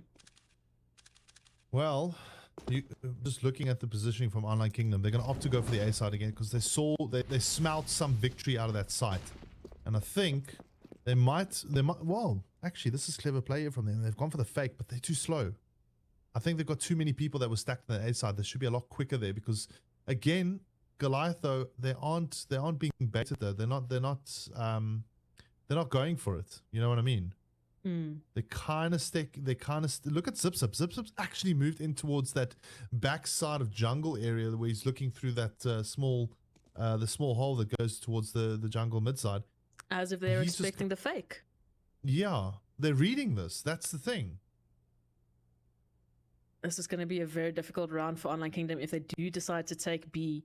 I mean, Rigro has got a lot of information there, as is Falls. They are on a side, basically, completely unperturbed, as there's not a single CT holding any sort of aggression. And we see that rotate coming through, but Carney is just holding this as passive as can be. He's going to take Rigro down. So Falls left on the A side, now needing to hold this until his team can get there and get the bomb down. He's got 2 CTs waiting and jumping behind the smoke, hungry for these kills. Oh, Flash there just taking down the time with the rotations coming through. 8M still holding this cat position. Oh, the lineup is there. Falls just barely taking down only one player, nearly making it a second. So the HP not looking great on ZipZip's side. Bomb going down. It's a 2v4. Rotations are here. Adam's going to be coming from connector. a decent spread from CTs. The flashes are good. Crossfires are still not there, but Kana's going to take down ZipZip. Ruben chiming in. ADM taking down Ruben. Kana left in a 1v2. He's got counter tears, just swinging his position. And that's going to be the 13th round. Yep. Would we say that's a pivot round? I'll tell you now, money-wise, touch and go, really. Yeah, it's a potential pivotal round. The next round will be another one, but just quickly to analyze that last little segment there. Biggest mistake Online Kingdom did. Had no utility once again. Goliath did. They used it. It made it easy for them to get into the site and go for the takes. Even though they dropped 1 or 2 players, they also had the numbers advantage. The only way that Online Kingdom could have won that round was through individual skill. That's the only way they could have done it. There was no crossfire setup, no real post-plant positioning. And as we see now, Online Kingdom coming in with a heavy nade push. They get the first frag on ADM. Do they swing it around? Do they give us a little bit of an eco upset? That'll be great to watch. But again, look at this. Positioning is key, and Goliath backing off immediately, kind of giving him... Oh, there's a little Kobe coming out as Rigwell goes down. But this round, I mean, they'll get the plant here. They'll give him some extra bucks for the Online Kingdom team. But again, they've done well. Like, I don't expect the eco upset here. What? Unless that happens, and you can see taking down Massacre. Will Falls do the same with his Deagle here? Will they really create something out of nothing? Oh, look at the angle. Oh, he misses the shots, and there's the defuse already. Now it's up to Shea here. He's been playing out of his mind, but he'll get taken down, and Goliath will pick up another round. Still a good round, though, there for Online Kingdom, at least getting that bomb down and some money in the bank. But look at it. It's 14-8 right now. Goliath are literally 2 rounds away, 1 round away from drawing it, and another round away from actually winning it. The one thing, though, in the particular round before this, which I wanted to mention, look at how Goliath allows the team to take control of the site. They were like almost like they baited them. They knew that there was the decoy happening, and they turned around. They said, "Hold on a second, let's give the site to them." And that's what also, you know, kind of drew out all their utility. So Goliath are on top of their game right now. Unlike Kingdom, they're in a spot of trouble, but they can do it through some individual plays, hopefully. Yeah, some individual prowess is definitely what they're going to be needing to just catch Goliath off guard here. I mean, they seem to just be reading Online Kingdom's book, and they've memorized the chapters. They know exactly what's going to be coming next. And unfortunately for Online Kingdom, they just seem to be one step behind Goliath, reading, getting those information, and playing accordingly. So with this A-stack, Rigra again in connector. Seems to be able to get this position relatively quickly. Is going to be able to do the flank here. Zip, the spray is not there. The molly is going to perturb them. Just, you know, just waste their time a little bit more. So they're going to be able to now fall back, get the setups going, get the smokes running. With this, Goliath still haven't given up his site. They aren't convinced that it's an A site, and hopefully now with a nice shot there from Carney, they might be a little bit more convinced as the rotation should be going through. Executes are coming out, and Online Kingdom are wanting to take this A site. Oh, there's the use of utility from Online Kingdom. ADM sitting here in Flamebox tries to keep himself alive. And this is great, what I'm seeing from Online Kingdom here. They're getting into the site and getting the picks, but it's always up to the post-plant positioning and the retake position. It always seems to bite them. Look at this. Massacre also got the angle set up there. Picks off Sheer. Now it's a 2-on-2 once again. And the consistency is just not working out there for Online Kingdom. They're either getting themselves, you know, kind of stacked in the wrong positions. Perfect opportunity for Massacre to pick up another frag, but still he'll go down, and it's up to Kana now to try and clutch it out for Online Kingdom. And we see Adaro just kind of making him guess. Oh, time. I didn't even look at the clock. Time. I didn't even see it. Man, that was actually a very clever play there, because Massacre obviously just kind of pushed him and baited them out a little bit to rather play for the frags instead of the bomb plots. And well done. Yeah, we didn't see it. Online Kingdom didn't see it, and they're going to lose that round. So that's match point for Goliath. And a relatively cheeky way to take it. Just running down the clock, giving you a couple of kills, giving you the sight, but just taking it away from them. And again, I mean, through smokes, through what should not be, you know, the kills there for Goliath, they seem to time and time again just take it away from Goliath, from Online Kingdom. Through smokes, the nades were perfect, the peaks were perfectly timed, and the flashes were there just to slow them down to a complete halt where they just took that clock bit by bit down. So it's making it a pretty tough time for Goliath just to be able to convert anything into something winnable. Yeah. Well, I mean, Online Kingdom at the moment, you know, there are a couple of mistakes they've made in this game in particular, but they've played a really good game of Counter-Strike. That's the thing. We've seen some really good individual players come out here from some of the players. Sheer in particular, Massacre taking out Rigwell there. We didn't see Rigwell do much. I mean, he's 8 for 22. He's not really kind of stood up for his team. And I can tell you another thing just in general, like I'm saying, Sheer playing the game of his life, doing so well with the entries, but here's the response. Goliath have just got a much higher caliber of performing players, and you know, Kani just kind of holding his position. He spots the one on the staircase. He's waiting for his team to back up, and this is where it's key. The mid-game utility usage just helping him out to spot. Adara goes in, will get the spray down, and that's the victory here for Goliath, 16-8. I think you know, that was a very quick round once again. Online Kingdom, they should go back and then just go look at their utility usage, in all honesty. I think utility is one of the things that they didn't really kind of utilize to the best of their advantage, or the best of their ability. They're a team that definitely can stand up against the ATKs, the Goliaths, or the Sinister Fives, etc., the top 4 or 5 teams, right? The Energy Sports and so forth. But they just need to configure the basics out. I think it's just really much a basic play. The reason why they've got 8 rounds there, the reason why they've got 8 rounds there in particular is because they had some really great individual plays. And that's, you know, it's not good enough on the end of it. Especially not when you don't have utility and you're just getting caught through smoke. Yeah, indeed. Well, let's hear from the desk and see what they've got to say.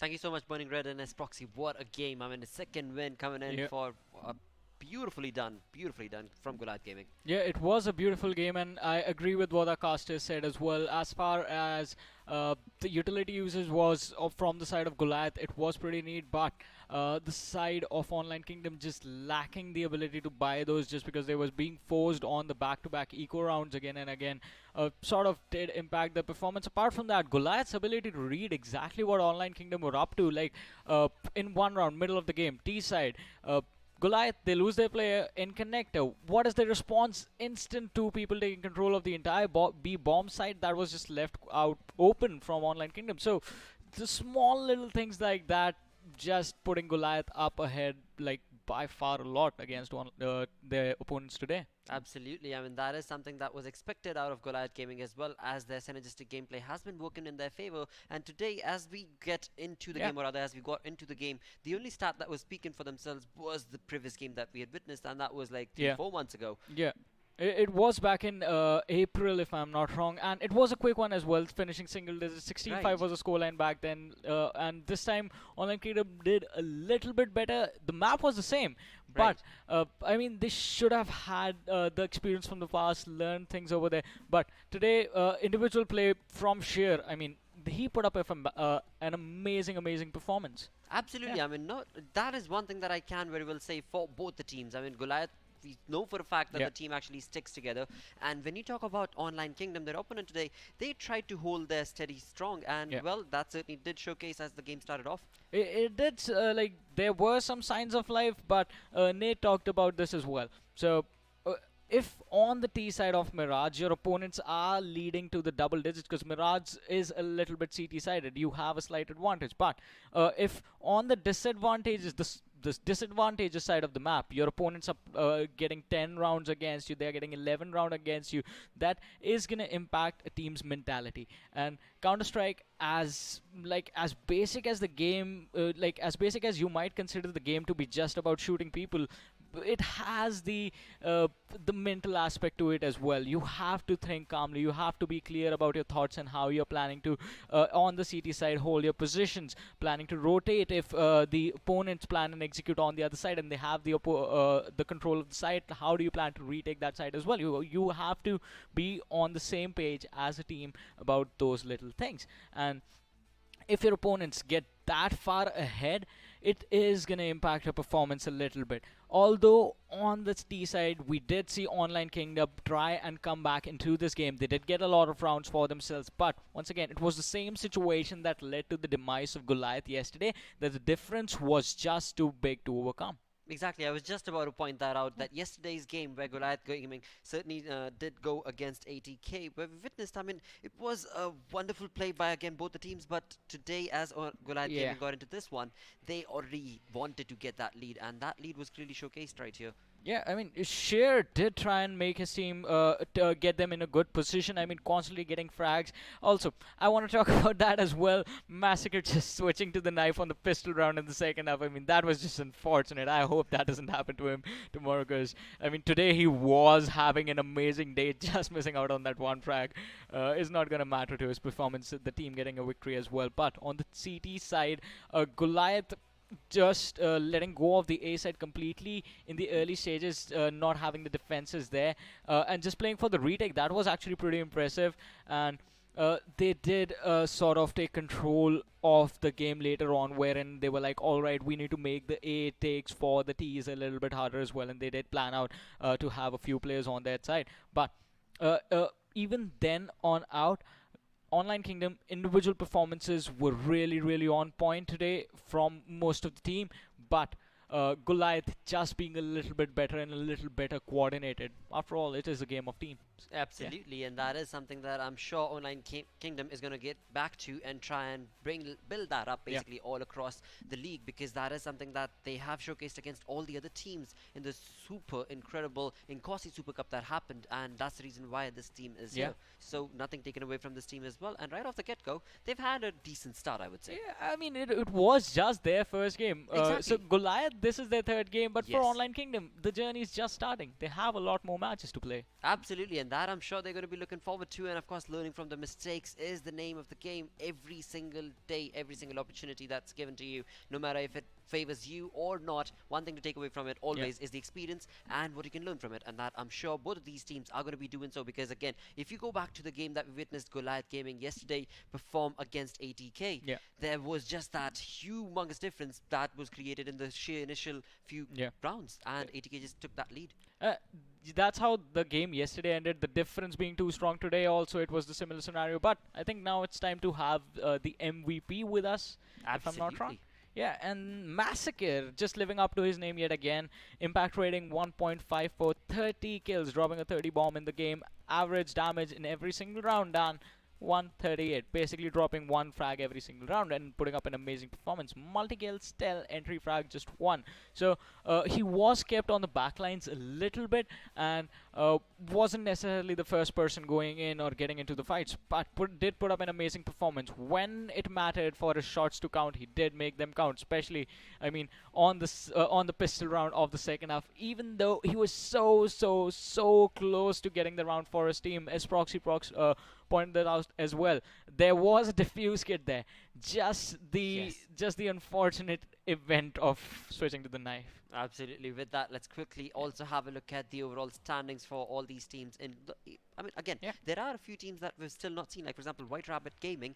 We have not seen a performance from them thus far, and we're not going to be looking at them in this weekend. That will come in later weekend, next weekend that is. But right now, of course, ATK is on top, having played the 3 matches. The only one that we can compete ATK with is, again, Goliath Gaming. Yeah, both the teams having 3 matches down already, 2 wins to both of them, 1 loss coming in for both of them. ATK dropping the game to Sinister 5 and Goliath dropping the game to ATK yesterday. But once again, the journey is still starting. I mean, as Lakshya pointed out as well, Energy Esports, we haven't even seen their performance. White Rabbit, we haven't seen their performance as well. Absolutely. I mean, again, this is just week number 2, day number 2, and again, like I've said, Fridays, Saturdays, Sundays, throughout this entire month, you have to bookmark all the pages that we are live on, because after all, this is the best way to be spending your weekend. And along with that, of course, hashtag Umzansi, and let us know what is that one player or that team that you are rooting for and are wanting to support, because again, that is the moment where they require that support, and throughout the next 28 days, or rather next 25 days now,